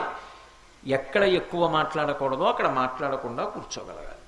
నేను ఇక్కడికి వచ్చాననుకోండి, మాట్లాడకుండా కూర్చోకూడదు. నేను మాట్లాడినంతసేపు ధారాళంగా మాట్లాడాలి. నేను రేపు ఉద్యోగం చేయడానికి వెళ్ళాను అనుకోండి, నిశ్శబ్దంగా కూర్చుని నా పని నేను చేసుకోవాలి. అక్కడికి కూడా వెళ్ళి నేను వినాయక వైభవం చెప్తానండి అన్నాను అనుకోండి, నువ్వు ఉద్యోగంలోకి రావద్దని చెప్తారు కదా. ఎక్కడ ఏం చెయ్యాలో అది చెయ్యాలి. అంతేకాని అన్ని వేళలా ఒకలా ప్రవర్తించకూడదు. అదే పనిగా మాట్లాడుతూ ఉండకూడదు మనిషి. అది చాంచల్య బుద్ధి. మనిషి తొందరగా పాడయ్యేది, ఎక్కువ పాపాన్ని మూట కట్టుకునేది దేనివల్ల అంటే మాటల వలననే మూట కట్టుకుంటాడు. ఎందుకంటే మాటకి లౌల్యం ఉంటుంది, అందులో ఒక సంతోషం ఉంటుంది. అవతల వాడిని వెటకారం చేసి మాట్లాడడంలో ఓ సంతోషం ఉంటుంది. అదే పనిగా వెటకారం ఆడుతున్నాడు అనుకోండి, పాపం మూట కట్టుకుంటాడు. ఎక్కువ పాపం దేనివల్ల మూట కట్టుకుంటాడు అంటే మాటల చేత మూట కట్టుకుంటాడు. అందుకే దోషం దొల్లకుండా ఉండాలి అంటే తక్కువ మాటలు మాట్లాడాలి తప్ప ఎక్కువ మాట్లాడకూడదు. నోటికి చెయ్యడ్డు పెట్టుకుని మనుష్య ప్రాణి ఎలా బ్రతకాలో సూచించేటటువంటి ముఖము తనంత తానుగా ఉన్నవాడెవరు అంటే విఘ్నేశ్వరుడు. పైగా వేదం ప్రమాణవాక్కు మనకి. ఆ వేదం 84 లక్షల జీవరాశుల్లో 3 ప్రాణులను ఉత్కృష్ట ప్రాణులు అని పిలిచింది. ఉత్కృష్ట ప్రాణులు అంటే చాలా గొప్పవి అంది. ఏ కారణం చేత వీళ్ళు ముగ్గురు గొప్పవారు అని అడిగారు. అడిగితే వేదం ఈ ముగ్గురు ద్వైపములు అంది. ద్వైపం అంది. ద్వైపం అంటే ఏదైనా పుచ్చుకోవాలి లోపలికి అంటే 2 అంచెలలో తీసుకోవాలి. ఒకరికి ఇచ్చేయాలి అంటే ఒక అంచెలో ఇచ్చేస్తే అటువంటి ప్రాణులని ద్వైపములు అంటారు. తప్ప ఒక అంచెలో లోపలికి పుచ్చుకుని ఇచ్చేటప్పుడు 2 అంచెల్లో ఇచ్చిందనుకోండి హీనప్రాణి అని గుర్తు. 2 అంచెలలో లోపలికి పుచ్చుకొని ఒక అంచెలో బయటికి ఇచ్చే ప్రాణులు అన్ని ప్రాణులలో 3 ఉన్నాయి. 1 మనుష్యుడు, 2 కోతి, 3 ఏనుగు, 4 లేదు. నే చెప్పట్లేదు, వేదం చెప్పింది ఈ మాట. ఎందుకని? నేను అన్నం తినాలనుకోండి, లేకపోతే నేను పండు తినాలనుకున్నాను అనుకోండి, ముందు చెయ్యి పెట్టి పండు పట్టుకోవాలి. 1 తెచ్చి నోటి దగ్గర పెట్టుకోవాలి. రెండంచెల్లో కదా పుచ్చుకుంటున్నాను. అన్నం తినాలి, చేయి పెట్టి అన్నం ముద్ద తీయాలి, అప్పుడు నోట్లో పెట్టుకోవాలి. రెండంచెలు. నేను మీ దగ్గర నుంచి ఓ యాపిల్ పండు పుచ్చుకోవాలి, నేను ఇలా తీసుకోవాలి, నా దగ్గర పెట్టుకోవాలి. రెండంచెలు. పుచ్చుకోవాలంటే రెండంచెలు, ఇవ్వాలంటే నేను మీకు పండిచ్చేయాలనుకున్నాను అనుకోండి, ఇలా తీసి ఇచ్చేస్తాను. ఇచ్చేసేటప్పుడు ఒక్కంచే, పుచ్చుకోవాలంటే రెండంచెలు. అంటే పుచ్చుకోవడం తక్కువ పుచ్చుకో, ఒకరికి పెట్టుకోవడం ఎక్కువ పెట్టుకో. ఇది సహజంగా ఉన్న ప్రాణులు ఏవి అంటే రెండే. కోతి అంతే, చేత్తో ఒకసారి పుచ్చుకుని నోట్లో పెట్టుకు తింటుంది. అదే కాలుగా వాడుకుంటుంది, మళ్ళీ ఇలా పట్టుకుని నోట్లో పెట్టుకుంటుంది. ఏనుగంతే, తొండంతో పట్టుకుంటుంది, నోట్లో పెట్టుకుంటుంది. ఇచ్చేయాల్సి వచ్చింది అనుకోండి, అక్కడ ఉన్న అరటిపళ్ళ అత్తలం తీసి ఇలా ఇచ్చేస్తుంది. ఇవ్వడం ఒక అంచె, పుచ్చుకోవడం రెండంచెలు.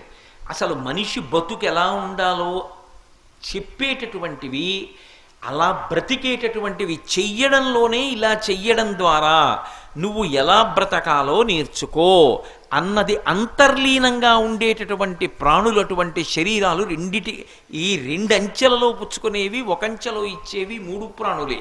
అందులో ఏనుగు ఒకటి. అందుకే ఏనుగు ముఖానికి అంత ప్రశస్తి వచ్చింది, ద్వైపం కాబట్టది. అందుకని మహాదంతి వక్త్రాపి పంచాస్య మాన్య. అంతేనా? కాదు. మహాదంతి అంటే పెద్ద ఏనుగు. ఏనుగు ముఖాన్ని మీరు తెలిసి కానీ తెలియక కానీ చూశారనుకోండి. అందుకే పూర్వం మహారాజుల ఇంటి ముందు ఎప్పుడూ కూడా ఏనుగులు నిలబడి ఉండేవి. ఎక్కడో ఏనుగుల శాలలో కట్టడం కాదు, మహారాజు ఇంటి ఎదురుగుండా ఏనుగులు ఎప్పుడు ఘీంకరిస్తుంటాయి. రావణాసురుడు పరమశివుడి మీద స్తోత్రం చేశాడు. స్తోత్రం చేసి దానికి ఫలశ్రుతి చెప్పాడు. ప్రతిరోజు ప్రదోష వేళలో ఎవరు ఈ స్తోత్రం చదువుతారో వాళ్ళ ఇంటి ముందు ఏనుగులు తొండములెత్తి ఘీంకరిస్తుంటాయి అన్నాడు. ఏనుగు ప్రతిరోజు చూడబడినా, ఏనుగు కనపడినా, ఆఖరికి కలలో ఏనుగు కనపడ్డా అది ఏదో విశేషమైన అదృష్టాన్ని కటాక్షిస్తుంది. ఏనుగు ముఖాన్ని ఒకసారి చూస్తే చాలు, ఐశ్వర్యం కలుగుతుంది, పీడ పోతుంది. అంత గొప్పది ఏనుగు. ఎందువలన అంటే ఏనుగు యొక్క కుంభస్థలంలో లక్ష్మీదేవి ఉంటుంది. అందుకే ఒక చక్రవర్తి వెళ్ళాలి అంటే ఏనుగు యొక్క కుంభస్థలానికి దగ్గరగా అంబారీ కట్టి కూర్చోబెడతారు. ఎందుకని? ఆయన చక్రవర్తి కాబట్టి లక్ష్మీ స్థానం మీద పెడతాడు. ఒక మహావిద్వాంసుడు ఉన్నాడు అనుకోండి, అంతటి మహావిద్వాంసుడు అంటే ఆయన్ని గౌరవించాలి అంటే ఏనుగు మీద కూర్చోపెట్టి పురవీధులలో ఊరిరిగింపు చేస్తారు. గజారోహణం చేశారండి ఆయనకి అంటారు, అంటే ఏనుగు ఎక్కించారండి ఆయన్ని అంటారు.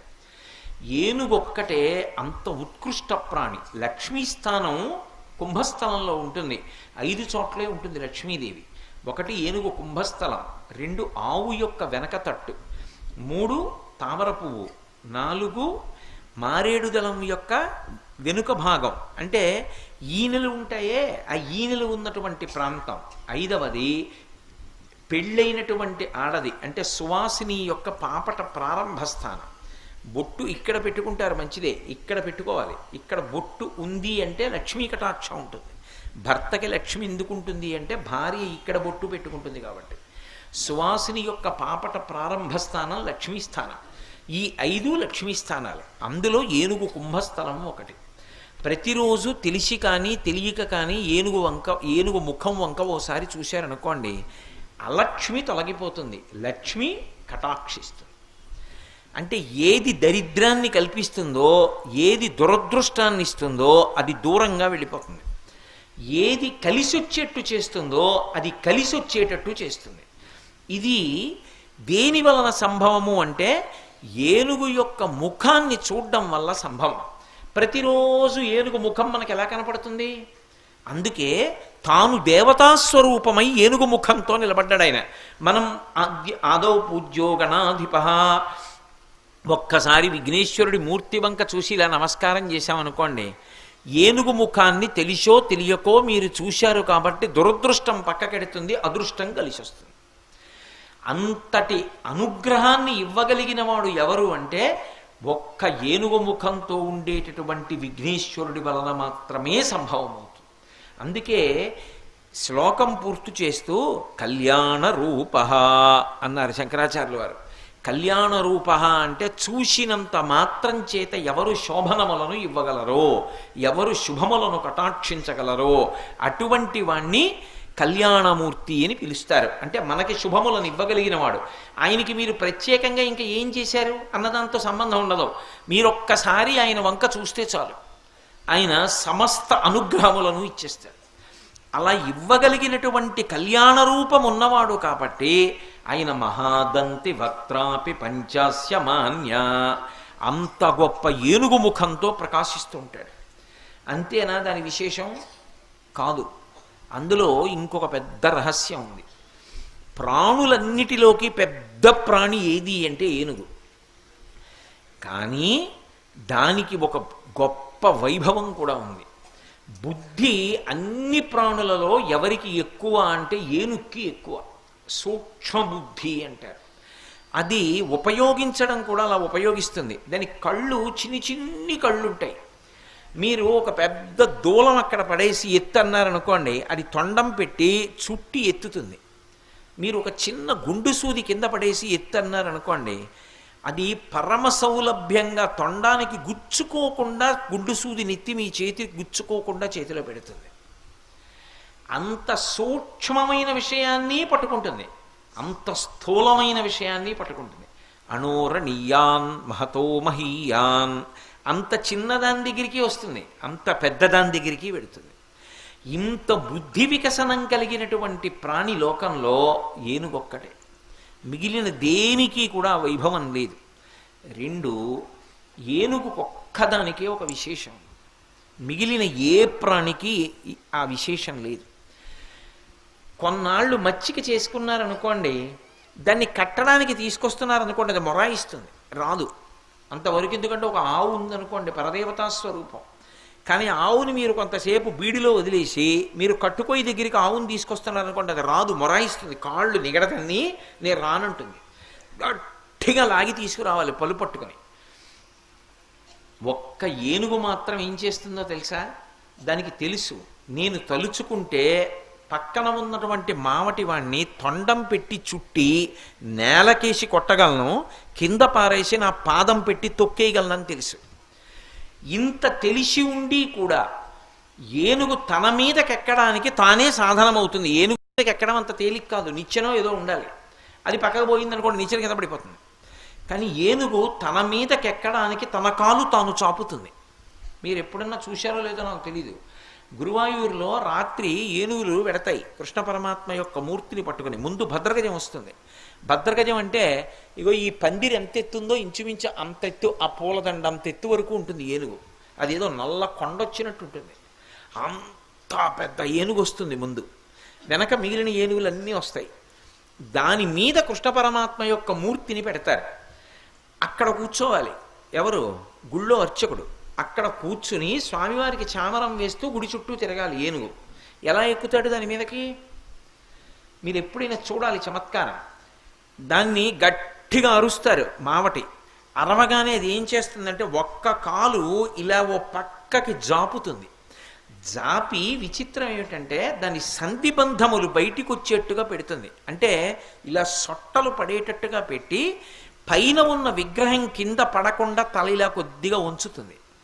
అర్చకుడు ఏం చేస్తాడంటే పరిగెత్తుకుంటూ వచ్చి ఎక్కడ సొట్ట పెట్టిందో అక్కడ కాలు పెట్టి గభాలన పైకి దూకి దాని చెవి పట్టుకుంటాడు.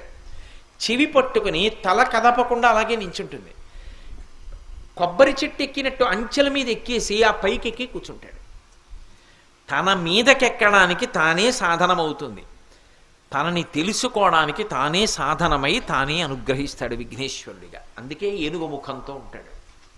ఆయన్ని తెలుసుకోవడం ఎవరికి సాధ్యం? కానీ ఒక్క నమస్కారం పెడితే ఆయన అర్థమయ్యేటట్టు ఆయనే అనుగ్రహిస్తాడు. మావటికి ఏనుగు లొంగిపోతుంది. బక్క మావటిని తొండం పెట్టి చుట్టి నేలకేసి కొట్టేయగలదు. కానీ మీరు ఎప్పుడన్నా చూశారో లేదో, ఏనుగుల శాల అని ఉంటుంది. ఏనుగుల శాల దాకా పెడతారు. వెళ్ళిన తర్వాత పెద్ద ఇనప గొలుసు ఉంటుంది, దాన్ని కాలుకి చుట్టాలి. ఏనుగు కాలుకి చుట్టి కడతారు, మెడకు కట్టరు. ఆ పెద్ద గొలుసు అక్కడ పడుంటే దాన్ని ఎత్తి ఏనుగు కాలుకి తిప్పాలంటే చాలా కష్టం. ఏనుగు ఏం చేస్తుందంటే మావటి పక్కన వచ్చి నిలబడితే తన కాలు ముందుకు పెట్టి గుండ్రంగా స్తంభంలా ఉంటుంది. ఆ స్తంభం పక్కన తన కాలు చాపి తన తొండంతో గొలుసు తీసి చిక్కు లేకుండా చేసి తన కాలు చుట్టూ తిప్పి మావటి చేతికి ఇస్తుంది. యువతలకి తిప్పి తాళం కప్పేసేస్తాడు. ఇప్పుడు తనని కట్టడానికి కాలు చాపింది ఎవరు? ఏనుగే. తన కాలుకి గొలుసు చుట్టుకున్నది ఎవరు? ఏనుగే. తాళం వేసేయమని అందించింది ఎవరు? ఏనుగే. ఇంత గొప్ప పరమాత్మ అయినటువంటి విఘ్నేశ్వరుడు మనలాంటి చిన్న భక్తుడికి వశుడైపోయి నేను నీ చేత బంధింపబడతానరా అని మన గుండెల్లో కూర్చుంటాడు. నేను తొందరగా వశపడిపోతాను సుమా, ఒక్క నమస్కారం భక్తితో చేస్తే చాలు, నేను మీ వెంట ఉంటానని చెప్పడానికి ఆయన మహాదంతి వక్త్రాపి పంచాస్యమాన్య ఏనుగు ముఖంతో ఉంటాడు. శంకర భగవత్పాదులు ఏదైనా ఒక్క మాట అన్నారనుకోండి, ఆయన ఏమీ ఏదో మామూలుగా అనరు. అసలు ఏనుగుని సింహం పూజ చేయడం ఏమిటిరా అన్న ఆలోచన వచ్చేటప్పటికే అలా ఎక్కడ పూజ చేసిందండి అని అడిగి తెలుసుకోవడమే పెద్ద ధ్యానం. అలా ధ్యానం చేయిస్తారు. ఏనుగు ముఖంతోనే విఘ్నేశ్వరుడు ఉండిపోవడం వెనక ఇన్ని మహత్తరమైనటువంటి కారణములు ఉన్నాయి. ఇన్ని కారణముల చేత ఆయన ఏనుగు ముఖంతో ఉన్నాడు. అటువంటి వాణ్ణి విధీంద్రాది మృగ్యా గణేశాభిధామే అన్నారు. విధీంద్రాది మృగ్యా అంటే విధి అంటే బ్రహ్మగారు, ఇంద్ర అంటే దేవేంద్రుడు, దేవతలందరికీ కూడా అధిపతి.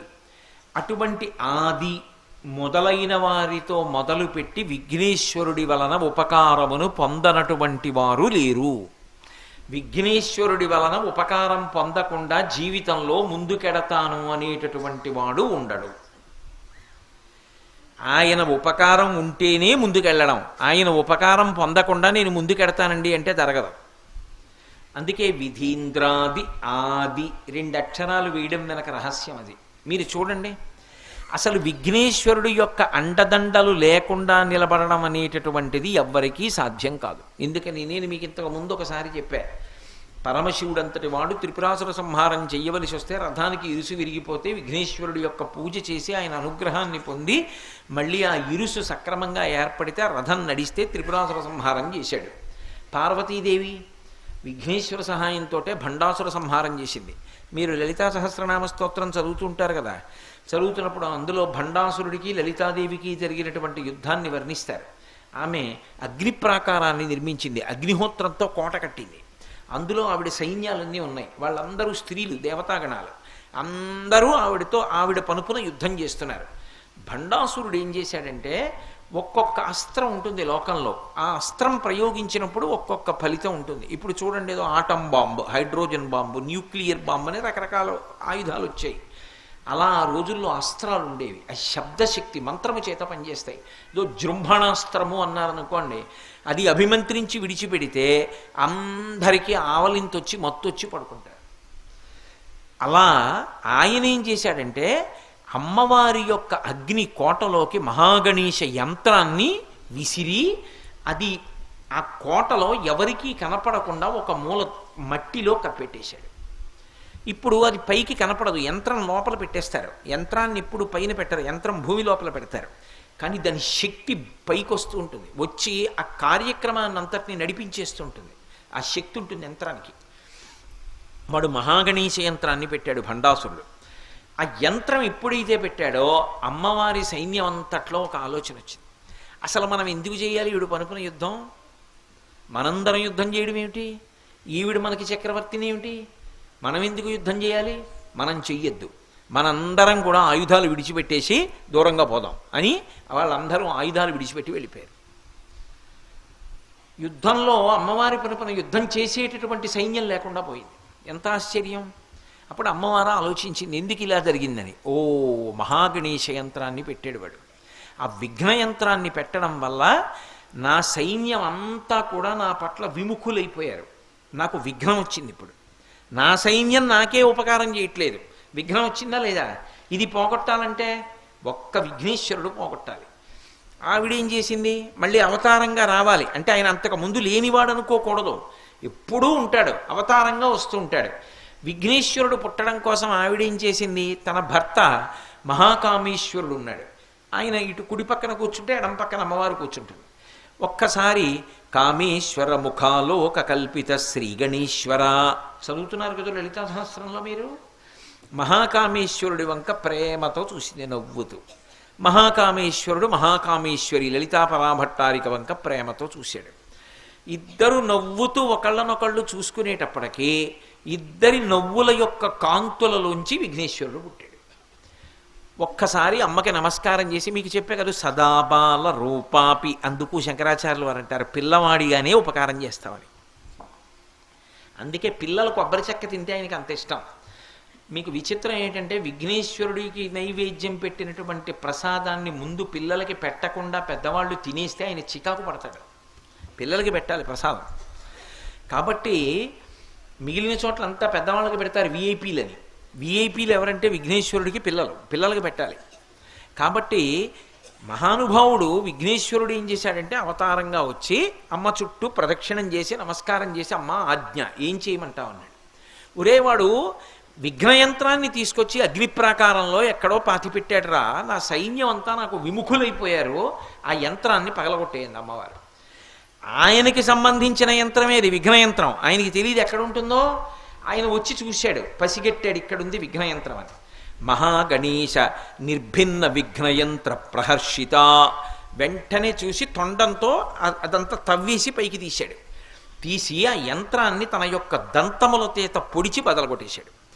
బదలగొట్టేయగానే అమ్మవారి సైన్యం అంతా లేచింది. ఇదేమిటి ఇంత పొరపాటు చేశాం, అమ్మవారి దగ్గర మనం కింకరులుగా ఉండి తల్లి పరుపున యుద్ధం చేయకపోవడం ఏమిటి, చాలా పెద్ద తప్పు చేశాం మనం, బయలుదేరండి మనందరం అమ్మవారి పరుపున యుద్ధం చేస్తామని యుద్ధానికి వెళ్ళారు. ఇప్పుడు అమ్మవారు ప్రహర్షిత, తన కొడుకు చేసిన ఉపకారానికి ఆవిడ పొంగిపోయింది. అమ్మవారికి కూడా భండాసురుడితో యుద్ధం జరిగినప్పుడు విఘ్నేశ్వరుడు ఉపకారం చేశాడా లేదా? తండ్రికి ఉపకారం చేశాడు, తల్లికి ఉపకారం చేశాడు, మేనమామ శ్రీ మహావిష్ణువుకు ఉపకారం చేశాడు. నిన్ననే చెప్పా మీకు, రంగనాథస్వామిని శ్రీరంగంలో ఉండేటట్టుగా చేసిన వాడు ఎవరు? విఘ్నేశ్వరుడే. అంతేకాదు, ఒకప్పుడు శ్రీ మహావిష్ణువు రామావతారంలో వచ్చారు. వచ్చి నవపాషాణం అని చెప్పి క్షేత్రం తమిళనాడులో రామేశ్వరం వెడుతున్నప్పుడు ఆ నవపాషాణం దగ్గర నుంచి సముద్రం మీద సేతువు కట్టి లంకాపట్టణానికి వెడదాం, యుద్ధం చేద్దాం అనుకున్నాడు.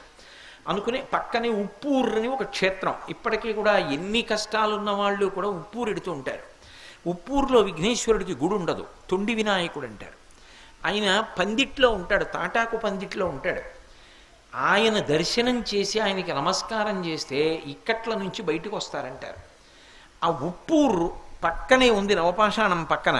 ఆ ఉప్పూరు వెళ్ళి రామచంద్రమూర్తి విఘ్నేశ్వరుడికి నమస్కారం చేసి ఇక్కడి నుంచి నేను సేతువు కడుతున్నానన్నాడు.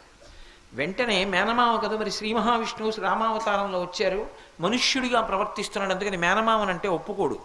అందుకని విఘ్నేశ్వరుడు ప్రత్యక్షం అయ్యి అన్నాడు, ఇక్కడి నుంచి కట్టద్దు, ఇక్కడి నుంచి సేతువు కడితే చాలా దూరం అవుతుంది, ఇంతకన్నా కొంచెం దక్షిణంగా ముందుకు వెళ్ళి అక్కడి నుంచి సేతువు కట్టు, కడితే ఇది తిన్నగా లంకాపట్టణంలో రావణాసురుడి అంతఃపురం ముందుకెడుతుంది, నీకు కష్టం తగ్గుతుంది, దూరం తగ్గుతుంది, లంకాపట్టణం యొక్క కీలకమైన ప్రాంతానికి సేతువు చేరుతుంది, అందుకని అక్కడి నుంచి సేతువు కట్టన్నాడు. అక్కడి నుంచి రాముడు సేతువు కట్టి ప్రయాణం చేసి వెళ్ళాడు. కానీ విఘ్నేశ్వరుడికి తర్వాత దేవాలయం కడదామని ఎందరో ప్రయత్నించారు. కానీ అక్కడ గుడి కడదామన్నా, గోడ కడదామన్నా, తలుపు పెడదామన్నా ఆయన ఒప్పుకోడు, విఘ్నం వస్తుంది. ఎందుకని అంటే చాలామందికి కలలో కనపడి చెప్పాడు, నా మేనమామ రామచంద్రమూర్తిగా అవతారంలో ఉన్నప్పుడు మా అత్త సీతమ్మ కనపడలేదని ఎంతో బెంగ పెట్టుకొని కాలినడకన వెడుతూ ఇక్కడి నుంచి సేతువు కట్టడానికి నన్ను పూజ చేశాడు. అంత బాధపడుతున్న నా మేనమామే నాకు జ్ఞాపకానికి వస్తుంటాడు. అందుకే నా మేనమామ బాధలో ఉండి నా దగ్గరికి వచ్చాడు కాబట్టి నేను గుళ్ళో ఉండను, పందిట్లోనే ఉంటాను. ఆయన ఎలా అరణ్యవాసం చేశాడో నేను అలా పందిట్లో ఉంటానని ఇప్పటికీ ఉప్పూరులో విఘ్నేశ్వరుడు తొండి వినాయకుడు పందిట్లోనే ఉంటాడు. ఎంతమందో వెళ్ళి దర్శనం చేస్తుంటారు ఉప్పూరు విఘ్నేశ్వరుడు. వాతాపి గణపతిం భజే అంటారు ముత్తుస్వామి దీక్షితులు. వాతాపి గణపతి అంటే మహానుభావుడు. అదే మూర్తిని తీసుకెళ్ళి మళ్ళీ తిరువయ్యూరులో ప్రతిష్ఠ చేశారు. ఆయన్నే ముత్తుస్వామి దీక్షితారు వారు కీర్తన చేశారు. కాబట్టి అంత అద్భుతంగా ఒకానొకప్పుడు శ్రీ మహావిష్ణువుకు ఉపకారం చేశారు. ఆయన తమ్ముడు సుబ్రహ్మణ్యుడికి ఉపకారం చేశాడు. ఇందువల్ల వల్లీదేవిని వివాహం చేసుకోవాలని సుబ్రహ్మణ్యేశ్వర స్వామి ఎంతో ప్రయత్నించారు. కానీ వల్లీదేవి ఎప్పుడూ సుబ్రహ్మణ్యుడితో మాట్లాడేది కాదు. ఆమె ఒక గిరిజన నాయకుడు, అంటే అరణ్య ప్రాంతంలో ఉండేటటువంటి శబరులు బోయవాళ్ల రాజు యొక్క కుమార్తెగా అవతారం తీసుకుని వచ్చింది. ఆమె ఈయనేమో దేవసైన్యానికి అంతటికీ అధ్యక్షుడు, మెరుపు తీగలా ఉండేవాడు. ఈయన వస్తే ఆవిడ చూసేది కాదు, వెళ్ళిపోయేది. బాబోయ్ అంతంత పెద్దవాళ్ళు మనకెందుకని వెళ్ళిపోయేది. సుబ్రహ్మణ్యుడికి ఆవిడ్ని వివాహం చేసుకుందామని కోరిక. అసలు మాట్లాడదామంటే మాటే మాట్లాడదు. ఎలా? అన్నయ్యని అడిగాడు. అన్నయ్య ఎలా అన్నయ్య, అసలు నాతో మాట్లాడదు, వల్లీదేవిని వివాహం చేసుకోవాలనుకుంటున్నాను అన్నయ్య అన్నాడు. విఘ్నేశ్వరుడు ఆలోచించి అన్నాడు, నీ కోరిక తీరేటట్టుగా నేను చేస్తాను, నన్ను పూజ చెయ్యి అన్నాడు. ఒక్క నమస్కారం చేశాడు అన్నయ్యకి, ప్రదక్షిణం చేసి. నేనున్నాను కదరా, నువ్వు వృద్ధ బ్రాహ్మణ రూపంలో వెళ్ళక్కడ నించో అన్నాడు. వెళ్ళి వృద్ధ బ్రాహ్మణ రూపంలో నించున్నాడు సుబ్రహ్మణ్యేశ్వర స్వామి. వల్లీదేవి చెలికెత్తెలతో ఉద్యానవనంలోకి వచ్చింది. వెంటనే విఘ్నేశ్వరుడు పెద్ద ఏనుగు రూపంలో వెళ్ళి తొండమెత్తి పిచ్చెక్కిన ఏనుగు రూపంలో పెద్ద ఘీంకారం చేస్తూ పరుగులు తీశాడు. అయ్య బాబోయ్, పిచ్చెక్కిన ఏనుగు వచ్చేస్తోంది, ఎక్కడ చంపేస్తుందో అని వల్లీదేవి పరిగెత్తి వెళ్ళిపోతూ అటు ఇటు చెదిరిపోవడంలో చెలికెత్తెలందరూ రక్షించే వాళ్ళెవరని ఆలోచిస్తూ అక్కడ నిలబడిన వృద్ధ బ్రాహ్మణుణ్ణి ఓ తాతగారిని మనవరాలు పట్టుకున్నట్టు గట్టిగా కౌగిలించుకుంది. ఎప్పుడైతే వృద్ధ బ్రాహ్మణుణ్ణి కౌగిలించుకుందో విఘ్నేశ్వరుడు తన అవతారాన్ని అంతర్ధానం చేశాడు, మాయమైపోయాడు. ఈవిడ ఏనుగు ఘీంకారం వినపట్టలేదని భయం తగ్గి కళ్ళు తెరిచి చూసేటప్పటికీ వృద్ధ బ్రాహ్మణుడు సుబ్రహ్మణ్యుడు అయిపోయాడు. ఆ తర్వాత వల్లీ కళ్యాణం అయిపోయింది. వల్లీ దేవసేనా సమేత సుబ్రహ్మణ్యేశ్వర స్వామి వారు అయిపోయారు. ఇప్పుడు సుబ్రహ్మణ్యేశ్వర స్వామికి వల్లీ కళ్యాణంలో ఉపకారం చేసిన వాళ్ళు ఎవరు? విఘ్నేశ్వరుడే. చతుర్ముఖ బ్రహ్మగారు సృష్టి ప్రారంభం చేసే ముందు మొట్టమొదట ఎవరిని పూజ చేస్తాడంటే విఘ్నేశ్వరుణ్ణి. ఇంద్రాది దేవతలు ఎప్పుడైనా ఎక్కడైనా ఏదైనా దండయాత్ర చెయ్యాలంటే ఆదో పూజ్యో గణాధిప, మొట్టమొదటి పూజ ఎవరికి చేస్తారంటే విఘ్నేశ్వరుడికే. ఇంతమందికి ఇన్ని ఉపకారాలు చేశాడు. అంతవరకు ఎందుకు? మేనమామ శ్రీమన్నారాయణమూర్తి కృష్ణ భగవానుడుగా వస్తే ఆ సత్రాజిత్తు యొక్క తమ్ముడైనటువంటి ప్రసేనుడితో కలిసి వెళ్ళినప్పుడు ఆ చవితి నాడు చంద్రబింబాన్ని చూసినందుకు అపనిందలు వస్తే పోగొట్టుకోవడానికి ఉపకారం చేసిన వాడు ఎవరు? వినాయక చవితి వ్రతం చేస్తే మేనల్లుడైన విఘ్నేశ్వరుడే. ఆయన చేత ఉపకారమును పొందని వాళ్ళు ఎవరున్నారు లోకంలో? ఆయన అందరికీ ఉపకారం చేస్తుంటాడు. ఆయన చేసే ఉపకారం ఏమిటి? పెద్ద ఉపకారం. ఆది అంటే ఆయనకి భార్యలు సిద్ధి బుద్ధి, అదే ఆయన చేసే మహోపకారం. మీరు ఎక్కడ చెప్పండి, అందుకే లక్ష్మీ గణపతి స్వరూపం వచ్చింది లోకంలో. నిన్న మీతో చెప్పే కదూ, శ్రీ సూక్తంలో 6 లక్ష్ముల్ని చెప్తారు. సిద్ధలక్ష్మీర్ మోక్షలక్ష్మీర్ జయలక్ష్మీ సరస్వతి శ్రీర్లక్ష్మీర్ వరలక్ష్మీశ్చ ప్రసన్నా మమ సర్వదా అని. సిద్ధి అనేటటువంటిది మొట్టమొదటి లక్ష్మీ స్వరూపం, సిద్ధలక్ష్మి అంటారు. సిద్ధి బుద్ధి విఘ్నేశ్వరుని యొక్క భార్యలు. ఆయనకి నమస్కారం చేస్తే బుద్ధి కలుగుతుంది, దాని వలన సిద్ధి కలుగుతుంది. అమ్మయ్యా కార్యం సిద్ధించిందండి అంటాడు. మనిషి ఎప్పుడు సంతోషంతో అమ్మయ్యా అని కూర్చునేది కార్యం సిద్ధించాక, అంటే కార్యం అయిపోయాక. కూతురు పెళ్ళి తిరుగుతూనే ఉంటాడు, అంతకుముందు 2-3 రోజులు నిద్రపోడు, తిరుగుతూ ఉంటాడు. కన్యాదానం చేసేశాడు, పెళ్ళి అయిపోయింది, బంధువులందరూ వెళ్ళిపోయారు, అందరికీ ఇవ్వవలసిన డబ్బంతా ఇచ్చేశాడు, పిల్ల కాపరానికి వెళ్ళిపోయింది. అమ్మయ్యా మంచి అల్లుడి చేతిలో కూతుర్ని పెట్టేశానండి అని కూర్చుంటాడు. సిద్ధి అంటే కార్యం అయిపోయింది. కార్యం అవ్వాలంటే ఏముండాలి? బుద్ధి ఉండాలి. బుద్ధి లేకపోతే ఈశ్వరుడు ఎన్ని ఇచ్చాడో అన్నీ నిరర్థకములైపోతాయి. నేను ఇప్పుడు నిజానికి వేదాంతంలో ఈ సిద్ధి బుద్ధి తత్వం అంటే ఏమిటి అన్నది చెప్పాలి అంటే నేను మీ వేట్లపాలెం 1 నెలలు రావాలి. అందుకని మీకు తేలికగా అర్థమయ్యేటట్టుగా ఒక్క 5 నిమిషాల్లో చెప్పేసే ప్రయత్నం చేస్తా. నెల్లాళ్లలో నేను కష్టపడవలసిన దాన్ని ఒక్క 5 నిమిషాల్లో మీకు అర్థమయ్యేటట్టుగా చెప్పడానికి నా గొప్ప కాదు, వేదాంతం కల్పించింది అవకాశం. మనిషికి శరీరమును రథము అని పిలుస్తారు. రథం ఎందుకు ఉపయోగపడుతుంది? ఒక చోటు నుంచి ఒక చోటుకి వెళ్ళడానికి రథం ఎక్కుతాం. రథము అంటే వాహనం. ఇప్పుడు నేను కాకినాడ నుంచి ఇక్కడికి రావాలి, ధర్మరాజు గారు కారు ఎక్కించి తీసుకొచ్చారు. ఆ కారులో వచ్చారు. అదొక వాహనం. నేను ఇప్పుడు అక్కడి నుంచి ఇక్కడికి రావడానికి ఎలా ఉపయోగపడిందో ఈ శరీరం కూడా మళ్ళీ పుట్టుక లేకుండా భగవంతుణ్ణి చేరిపోవడానికి ఉపయోగపడుతుంది. ఈ శరీరమే అపారమైన పుణ్యాన్ని సంపాదించుకోవడానికి ఉపయోగపడుతుంది. దీన్ని దాచిపెట్టారనుకోండి, ఇది ఉండదు, ఇది వెళ్ళిపోతుంది. కానీ దీన్ని ఉపయోగించినది ఏదుందో అది పుణ్యంగా మిగిలిపోతుంది. ఎక్కడో గోశాల కడుతున్నారనుకోండి, గోశాల కడుతుంటే ఈ శరీరాన్ని ఉపయోగించి తట్టలతో మట్టెత్తి పోశారనుకోండి, ఓ గోశాల కట్టడానికి మీరు శరీరాన్ని ఉపయోగించారు కాబట్టి ఆ పుణ్యాన్ని ఈశ్వరుడు అడ్డు పెట్టి కొన్ని వేల జన్మల పాటు సుఖాలు ఇస్తాడు, తనకి దగ్గరగా తీసుకుంటాడు. ఈ శరీరాన్ని ఉపయోగించాలి. కానీ మీరు ఒకటి ఆలోచించండి, శరీరము తనంత తానుగా ఉపయోగపడుతుందా? కాకినాడ నుంచి తనంత తానుగా ఇది వచ్చేస్తుందా? పేట్లపాలెం తనంత తానుగా వచ్చి తనంత తానుగా మాట్లాడుతుందా? మాట్లాడదు. ఈ శరీరము అనేటటువంటి రథానికి గుర్రాలు ఉంటాయి. గుర్రాలు అపారమైన వేగం కలిగి ఉంటాయి. అందుకే అశ్వపూర్వాం రథమధ్యాం హస్తినాద ప్రబోధినీం అంటుంది శ్రీ సూక్తం. ముందు గుర్రాలు వస్తాయి, గుర్రాలు ముందుంటాయి, రథం వెనక్కు ఉంటుంది కదూ. గుర్రాలు లాగుతాయి కదూ. ఏమిటి గుర్రాలు? ఇంద్రియాలు గుర్రాలు. కళ్ళు, చెవులు, ముక్కు, నోరు, చర్మం, ఈ 5 ఇంద్రియాలు. ఇవి ముందు లాగుతాయి. కన్నుందనుకోండి, అలా చూశాననుకోండి, అబ్బా ఎంత బాగుందో జలపాతం, ఓసారి దగ్గరగా వెళదాం అనిపిస్తుంది. ముందు గుర్రం వెళ్ళింది, తర్వాత శరీరం పెడుతుంది, రథం పెడుతుంది. గుర్రాలు లాగుతాయి. ఇప్పుడు ఈ గుర్రాలకి ఈ రథానికి ఒక సారథి ఉంటాడు.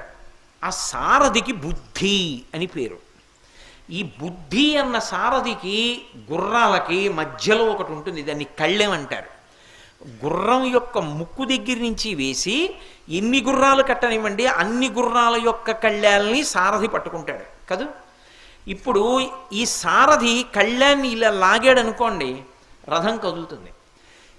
ఇటు లాగాడు అనుకోండి, ఇటు తిరుగుతుంది. ఇటు లాగాడు అనుకోండి, ఇటు తిరుగుతుంది. గట్టిగా లాగాడు అనుకోండి, రథం ఆగుతుంది. సారథి ఎక్కి ఇలా జులిపించాడు అనుకోండి, రథం కదులుతుంది.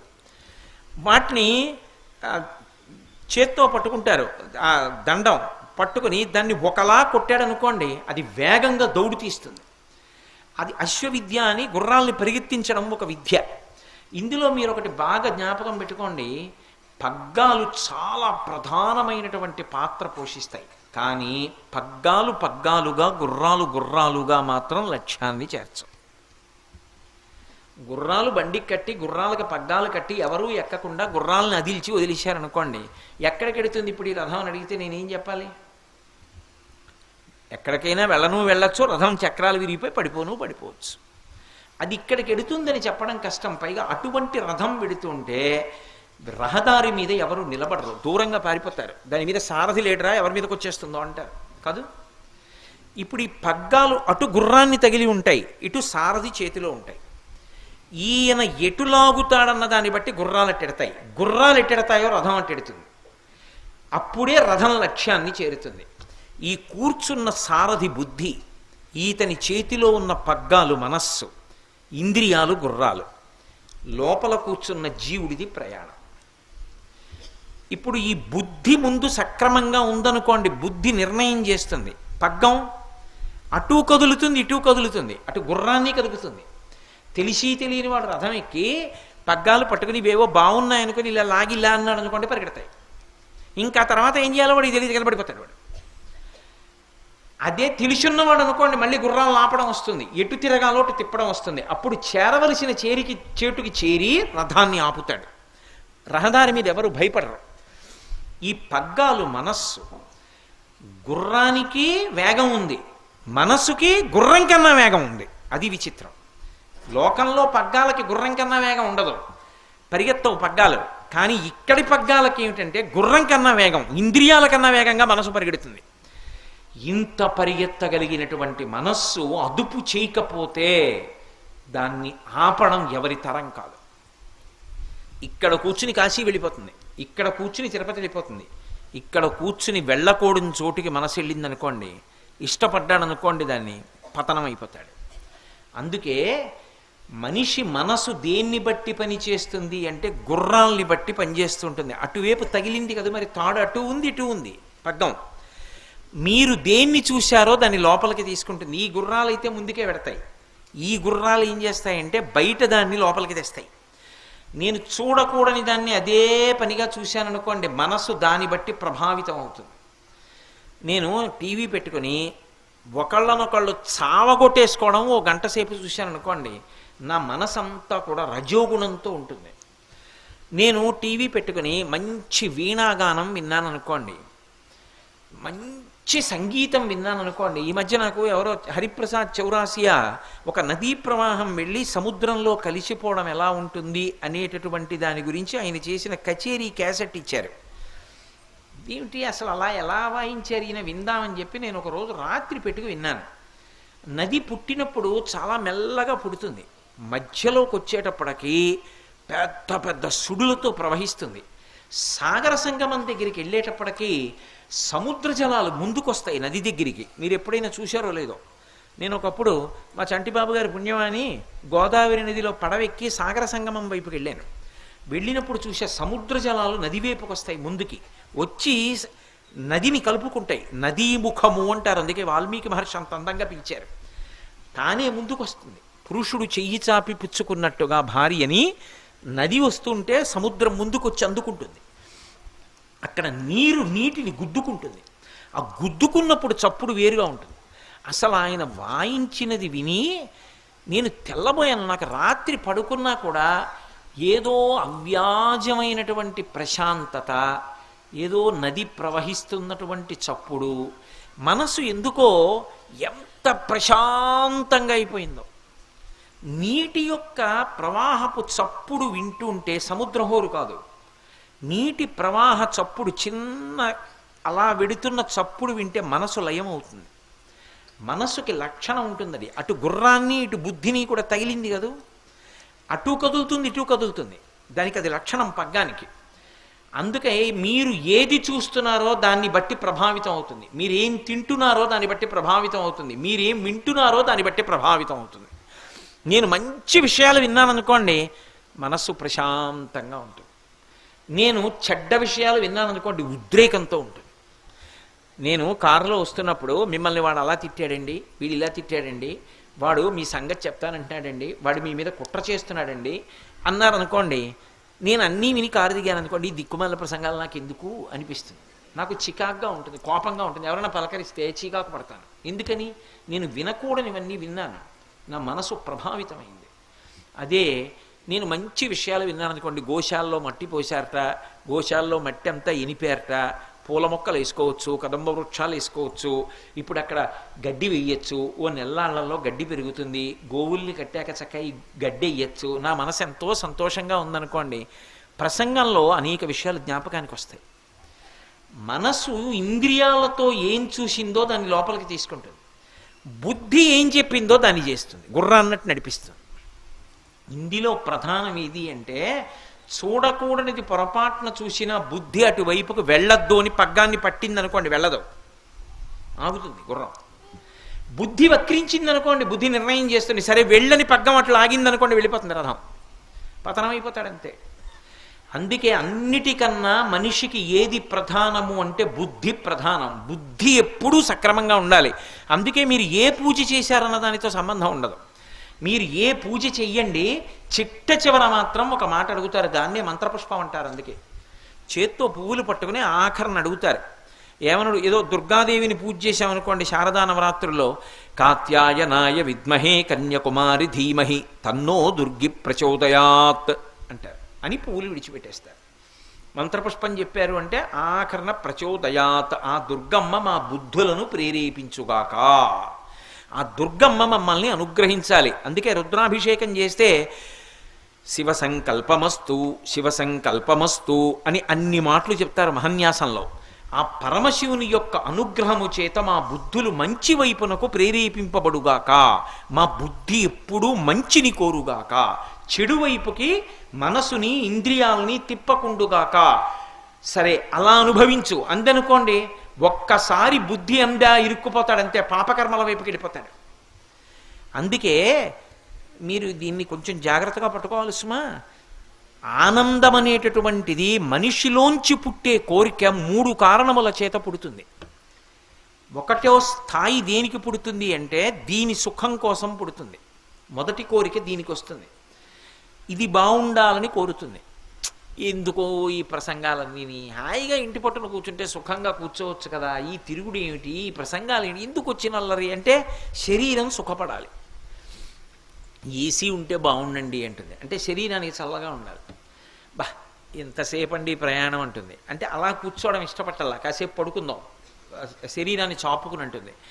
మొదటి కోరిక దేని గురించి అడుగుతుంది అంటే శరీరం గురించి అడుగుతుంది. కానీ ఒకటి గుర్తుపెట్టుకోండి, దీని గురించి అడిగేటటువంటి కోరికలకి అంతు ఉండదు. మనస్సు పగ్గాలు సంకల్ప వికల్పం చేస్తుంటాయి, అటు కదుపుతాయి ఇటు కదుపుతాయి. అందుకే అది కదిపేటప్పుడు పగ్గాలు మరి లాగుతూ ఉంటారు కదా, ఇలా ఇలా ఇలా ఇలా లాగుతూ ఉంటారు. అటు తలని లాగుతూ ఉంటుంది, గుర్రం తలని, ఇటు చెయ్యి లాగుతూ ఉంటుంది.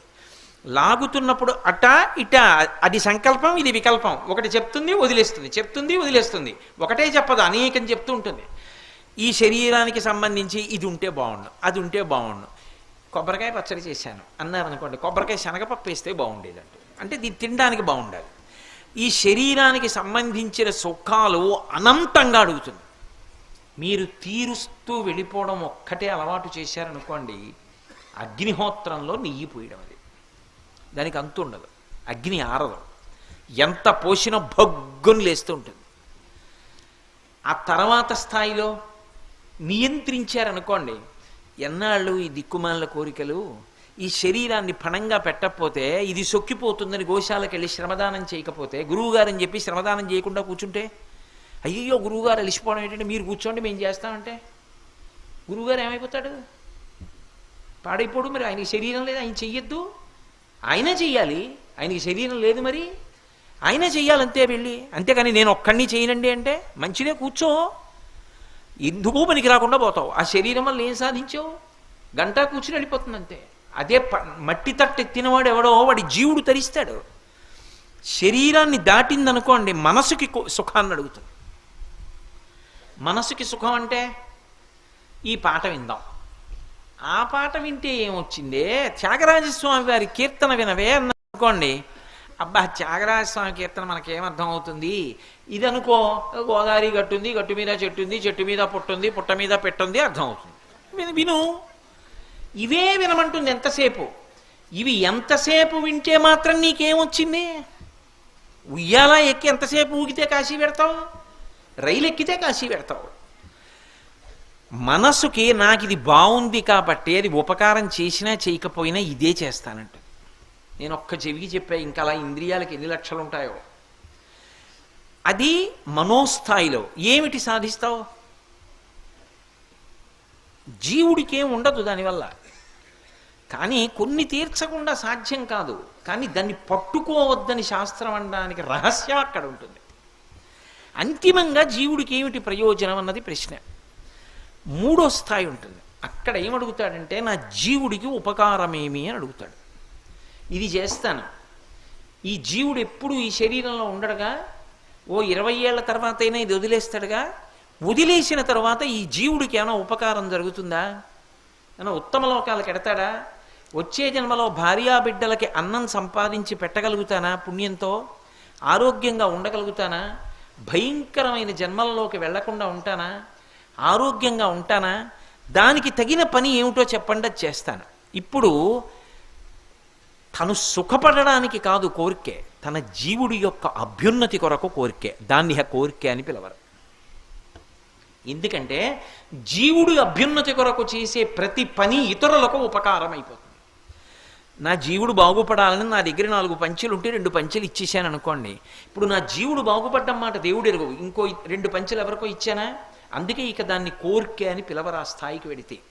ఇది బుద్ధి అంటారు, బుద్ధి ఎదగలేదురా వీడికి అంటారు, వీడికి బుద్ధి ఎదగలేదురా అంటారు. బుద్ధి ఎదగలేదురా అంటే అర్థం ఏమిటంటే వీడికి తరించడం రాలేదు, ఎప్పుడు ఏది కోరుకోవాలో ఎలా ఎదగాలో చేత కాకుండా ఉండిపోతున్నాడు.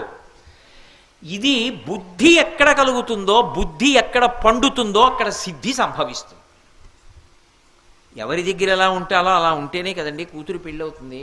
ఆయన ఎంత గొప్పవాడైనా కావచ్చు, కానీ ఆడపిల్ల పెళ్లి చేసేటప్పుడు ప్రతి వాళ్ళ దగ్గర ఇలా ఉండాలి గౌరవంగా. మరి ఉండి తను కాబట్టి అన్నం పెట్టేది, అయ్యో రండి భోజనం చేయండి కోప్పడితే ఎలాగండి అంటూ ఉండాలి, అంటేనే సిద్ధి. ఆ తర్వాత పెళ్ళి అయిపోయిన తర్వాత చిన్న బుద్ధులు పోనిద్దురు అంటాడు. కోప్పడ్డాడు అనుకోండి రగడ జరగదు అక్కడ. ఎక్కడ ఎలా ఉండాలో అలా ఉంటే సిద్ధి, అమ్మయ్యా కార్యం పూర్తయింది. ఆ సిద్ధి కలగాలంటే బుద్ధి ముందు ఉండాలి. ఈ బుద్ధినిచ్చేవాడు ఎవరంటే విఘ్నేశ్వరుడు. ఇది ఎక్కడి నుంచి ఎక్కడి వరకు? ఇప్పుడు నేను ఉపన్యాసం మొదలు పెడితే ఉపన్యాసంలో ఏం చెప్పాలి అన్నదానికి కావలసినటువంటి ఆలోచన నాకు తట్టడం దగ్గర నుంచి నా జీవితం సిద్ధి పొందడం వరకు ఆయన సిద్ధి పొందేశారండి అంటారు. సిద్ధి పొందడం అంటే పండిపోవడం. ఆయన పండిపోయాడండి జీవితంలో అంటారు. పంటలు వేసుకున్నామండి అంటారు. పంట పండిందండి అంటారు. అంటే చివరకు వచ్చేసింది, చేతికి వచ్చేసింది. అంటే ఆయన జీవితం తరించిపోయింది. ఆయన ఎక్కడికి చేరుకోవాలో అక్కడికి చేరిపోయాడు. ఈ బుద్ధి సిద్ధి ఎవరిస్తారు అంటే విఘ్నేశ్వరుడు ఇస్తాడు. ఆ బుద్ధి సిద్ధి పక్కన భార్యలుగా కూర్చుని ఉండాలా? ఒక్క విఘ్నేశ్వరుడి విషయంలో మాత్రం పక్కన అక్కర్లా. ఎందుకని? ఎటువైపు దంతం లేదో అటువైపు అమ్మవారు ఉందని గుర్తు. ఎంత విచిత్రం ఆ మూర్తి ఉపాసన అసలు. కాబట్టి ఇప్పుడు అసలు ఆయనని పూజ చెయ్యని వాళ్ళు, ఆయన వలన ఉపకారమును పొందనటువంటి వాళ్ళు ఎవరైనా ఉంటారా? అందుకే విధీంద్రాది మృగ్యా అన్నారు శంకర్లు. ఆయన వలన ఉపకారమును పొందనివాడు కానీ, ఆయన ఉపకారము నాకు అక్కరలేదన్నవాడు కానీ లోకమునందు ఉండడు. అందరూ ఆయన వలన ఉపకారమును పొందవలసిన వారే తప్ప నాకు విఘ్నేశ్వరుడి ఉపకారం అక్కర్లేదండి అనేటటువంటి వాడు లోకమునందు ఉండడు. ఎందుకంటే మీరు ఒక్కటి బాగా పట్టుకోవాలి, అసలు మనిషి జన్మలో తనంత తాను ఎవరి దగ్గరికి వెళ్ళి నేర్చుకోవలసిన అవసరం లేకుండా వచ్చేటటువంటి విషయాలు చాలా మటుకు స్వార్థంతో కూడుకున్నవే ఉంటాయి. ఒరే నువ్వు దాచేసుకోరా అని ఎవరు చెప్పక్కర్లేదు, వాడే దాచేసుకోవడం మొదలు పెడతాడు. అబద్ధాలు ఆడకరా, అబద్ధాలు ఆడరా అని ఎవరు చెప్పక్కర్లేదు, అబద్ధాలు వాడే ఆడతాడు. నిజం చెప్పరా అని ఎవడన్నా చెప్పాలి, అంతేగాని ఏమండి మీరు అబద్ధం చెప్పండి సార్, ఏమిటి జీవితంలో ఒక్క అబద్ధం చెప్పరు సార్ అని ఎవరికి చెప్పక్కర్లేదు. ప్రతి అబద్ధాలు ప్రతివాడు ఆడతాడు. మంచి చెప్తే కానీ రాదు, చెడు చెప్పకుండా వస్తుంది. చెప్పకుండా వచ్చేటటువంటి చెడుని తొలగించి మంచిని ఇచ్చి, ఆయన అంత పెద్ద రూపంతో ఉన్నవాడు నింద్యమైన జీవితం అంటే 10 మందితో తిట్టబడే జీవితంలో ఉన్నవాడిని మహానుభావుడని లోకమంతా 2 చేతులు ఎత్తి నమస్కరించేవాడిగా చేస్తాడు. అందుకే ఎలక వాహనం ఏమైనా సమంజసంగా ఉంటుందండి? ఆయనకి వాహనంగా ఏది ఉండాలి? ఏనుక్కు. అసలు ఏనుక్కి వాహనం ఉండాలి అంటే ఎంత పెద్దది ఉండాలి? లోకంలో ఏనుక్కన్నా పెద్ద ప్రాణి లేదు. ఇంకా అది ఎక్కి కూర్చోవాలంటే ఎంత పెద్ద ప్రాణి ఉండాలి? దానికి ఓ పెద్ద రథం ఉండాలి, ఆ రథాన్ని లాగడానికి ఇంకో 50 ఎద్దులో 100 ఎద్దులో కట్టాలి దానికి. కానీ మరి ఆయన దేని మీద కూర్చుంటున్నాడు? ఎలక మీద కూర్చుంటున్నాడు. చచ్చి ఉరుకోదు అది నెత్తురుకొక్కుని. మరి ఏనుగేమిటి ఎలకెక్కి వెళ్ళడం ఏమిటి? మన అందరం ఎలక మీద ఏనుగు ఎక్కుతుందండి, విఘ్నేశ్వరుడు అండి, ఎలక వాహనం అండి అని దానికి నమస్కారాలు పెట్టడం ఏమిటి? అంటే అది ఎవరో కాదు, అది నింద్యుడు అన్న మాటకు అర్థం ఏమిటంటే తనంత తానుగా ఎప్పుడూ చెయ్యకూడని పనులు చేస్తూ బ్రతికేటటువంటి స్వభావము కలిగినవాడు. మీరు ఏమనుకోకపోతే మీరు అని నేను అనలేను కాబట్టి నేను, మీరు కొద్దిగా విశాల హృదయంతో ఒప్పుకుంటే మనం. ఎందుకు నింజుడు ఎలకేం చేస్తుంది? బొరియలు ఎడుతుంది. మనం ఏం చేస్తాం? ఇల్లు కట్టుకోవాలంటే శంకుస్థాపన గొయ్యి తీస్తాం ముందు. పంట పండాలి, నాగలతో భూమి మీద గాడి పెడతాం. ఎప్పుడో 6 నెలల క్రితం కొనుక్కున్న పాల ప్యాకెట్లో పాలన్నీ తీసేసి అందులో నీళ్లు పోసి కడిగేసి దొంతర పెట్టి ఎవడో బఠానీలు అమ్మేవాడు వస్తాడు, వాడికి ఇస్తానని చెప్పి దాచుకుంటాడు. ఎప్పుడో 6 నెలల తర్వాత ఇవి ఇచ్చి దోషుడు బఠానీలు కొరుక్కు తింటాడు. దానికోసం ఈ కవర్లన్నీ దాచుకుంటాడు. నేను చూసా ఒకళ్ళ ఇంట్లో. ఎందుకండి ఇవన్నీ అంటే బఠానీలు వాడికి ఇవ్వడం కోసం అండి అన్నాడు ఆయన. అలా దాచుకుంటాడు. ఎలకేం చేస్తుంది? దాని అసాధ్యం కూడా ఆఖరికి వెండి నాగేంద్రుడికి పాలు పోస్తే ఇంట్లో ఆవు పాలు దాని మీద సారిక కట్టాయి కాబట్టి వెండి నాగేంద్రుడిని ఎత్తుకుపోయి దానికి అలుగులో పెట్టుకుంటుంది. దానికి పావును చూస్తే భయం, కానీ నాగేంద్రుడిని ఎత్తుకుపోతుంది అది. దానికి ఎందుకు ఏం చేసుకుంటుంది నాగేంద్రుడిని? దానికి అక్కర్లేదు. మనని ఎవడు నమ్ముతాడో వాడినే మోసం చేస్తాం. ఎవరింట్లో ఉంటుందో వాడి వేళ్లే కొరుకుతుంది ఎలక.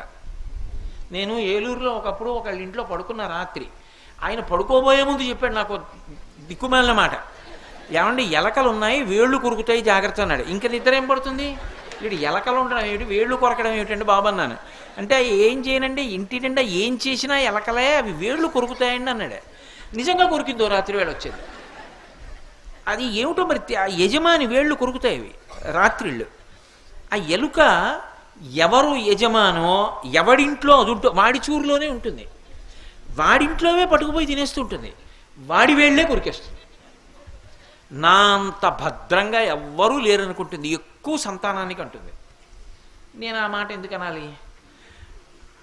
అది బొరియలో ఉంటుంది, మనలాగే చీకట్లో ఉంటుంది, మనము అజ్ఞానంలో ఉంటాం. మృత్యువు రాదని ధైర్యంగా ఉంటాం. పిల్లి ఎక్కడ వస్తుందిలే నాకు తెలిసిపోతుంది అనుకుంటుంది. కాళ్ళకి చప్పుడవ్వకుండా పాదాలలో మాంసపు తిత్తులున్న పిల్లి కలుగు దగ్గర కూర్చుని ఠక్కును పట్టేస్తుంది ఎలకని. మృత్యువు ఎప్పుడు వస్తుందో చడి చప్పుడు లేకుండా వచ్చి ఎత్తుకుపోతుంది మనని. ఎలకకి మనకి ఏమిటి తేడా? కానీ ఇలాంటి ఎలక, ఇన్ని దుష్ట లక్షణాలు ఉన్న ఎలక, ఇంత నల్లటి ఎలక విఘ్నేశ్వరుణ్ణి మాత్రం తన మీద పెట్టుకుంటే అనింద్యుడైపోయి విఘ్నేశ్వరుడితో సమానంగా పూజింపబడుతున్నాడు. మనం ఎంత సంసారంలో ఉండి ఏమీ తెలియని వాళ్ళమైనా గుండెల్లో విఘ్నేశ్వరుణ్ణి పెట్టుకుని గౌరవించి నమస్కరించడం మొదలు పెడితే మనం కూడా నింజులము కాని అనింజులమైన ఎలకలమవుతాం. వహించుట అంటే ఆయనని లోపల పెట్టుకొనుట, గుండెల్లో పెట్టుకోవడం. ఎలక మీద ఏనుగు కూర్చున్నట్టు ఇంత చిన్న గుండెలో పరమాత్మ వచ్చి కూర్చుంటాడు విఘ్నేశ్వరుడు. కూర్చుని మన బతుకులు పండిస్తాడు. ఆయన కూర్చున్న ఎలక జోలికి పిల్లి కూడా వెళ్ళదు. ఎందుకని? విఘ్నేశ్వరుడు కూర్చుని ఉన్నాడు, ఏనుగే కూర్చుంది. పరబ్రహ్మం కూర్చున్న ఎలక దగ్గరికి ఎవరెడతారు? సింహం కూడా దాన్ని ఏం చేయలేదు. ఆయన గుండెలలో ఉండగా చెనకగలిగిన వాడు ఉండడు, అది అనింద్యుడు. ఇప్పుడు నాకు చెప్పండి, అసలు ఆయనని కొలవనివాడు, ఆయన అనుగ్రహము పొందనివాడు, ఆయన ఉపకారము లేకుండా తరించగలిగిన వాడు లోకమునందు ఎవరైనా ఉంటాడా? అది శంకర భగవత్పాదుల యొక్క ప్రతిపాదన. అందుకని విధీంద్రాది మృగ్యా గణేశాభిధామే, ఆయన గణేశ్వరుడు సుమా అంటున్నారు. ఏమిటి గణేశ్వరుడు అంటే? రేపు సాయంకాలం 6:30కి కలుసుకున్నప్పుడు మళ్ళీ ప్రారంభం చేసి చెప్తాను. ఒక్క శ్లోకం పూర్తి చేసినా నేను భాగ్యవంతుడినే. కాబట్టి ఏమి చెప్పాను అంటే, మీకు 2 రోజుల నుంచి సదాబాల రూపాపి విఘ్నాద్రిహంత్రి మహాదంతి వక్త్రాపి పంచాస్యమాన్య విధీంద్రాది మృగ్యా గణేశాభిధామే. రేపు చెప్తాను. విధత్తం శ్రియం కాపి కళ్యాణమూర్తి. ఏమడుగుతున్నారు శంకర భగవత్పాదులు మనందరి పనుపున? ఎందుకు ఆ శ్లోకం అంత గొప్పదైంది అన్నదాన్ని రేపు పూర్తి చేస్తాను. మంగళాశాసనపరై పదాచార్య పురోగమై సర్వైశ్చ పూర్వైరాచార్యై సత్కృతాయాస్తు మంగళం. మంగళం కోసలేంద్రాయ మహనీయ గుణాత్మనే చక్రవర్తి తనూజాయ సర్వభౌమాయ మంగళం. ఉమాకాంతాయ కాంతాయ కామితార్థప్రదాయినే శ్రీగిరీశాయ దేవాయ మలినాథాయ మంగళం. సర్వం శ్రీ ఉమామహేశ్వర పరబ్రహ్మార్పణమస్తు. స్వస్తి.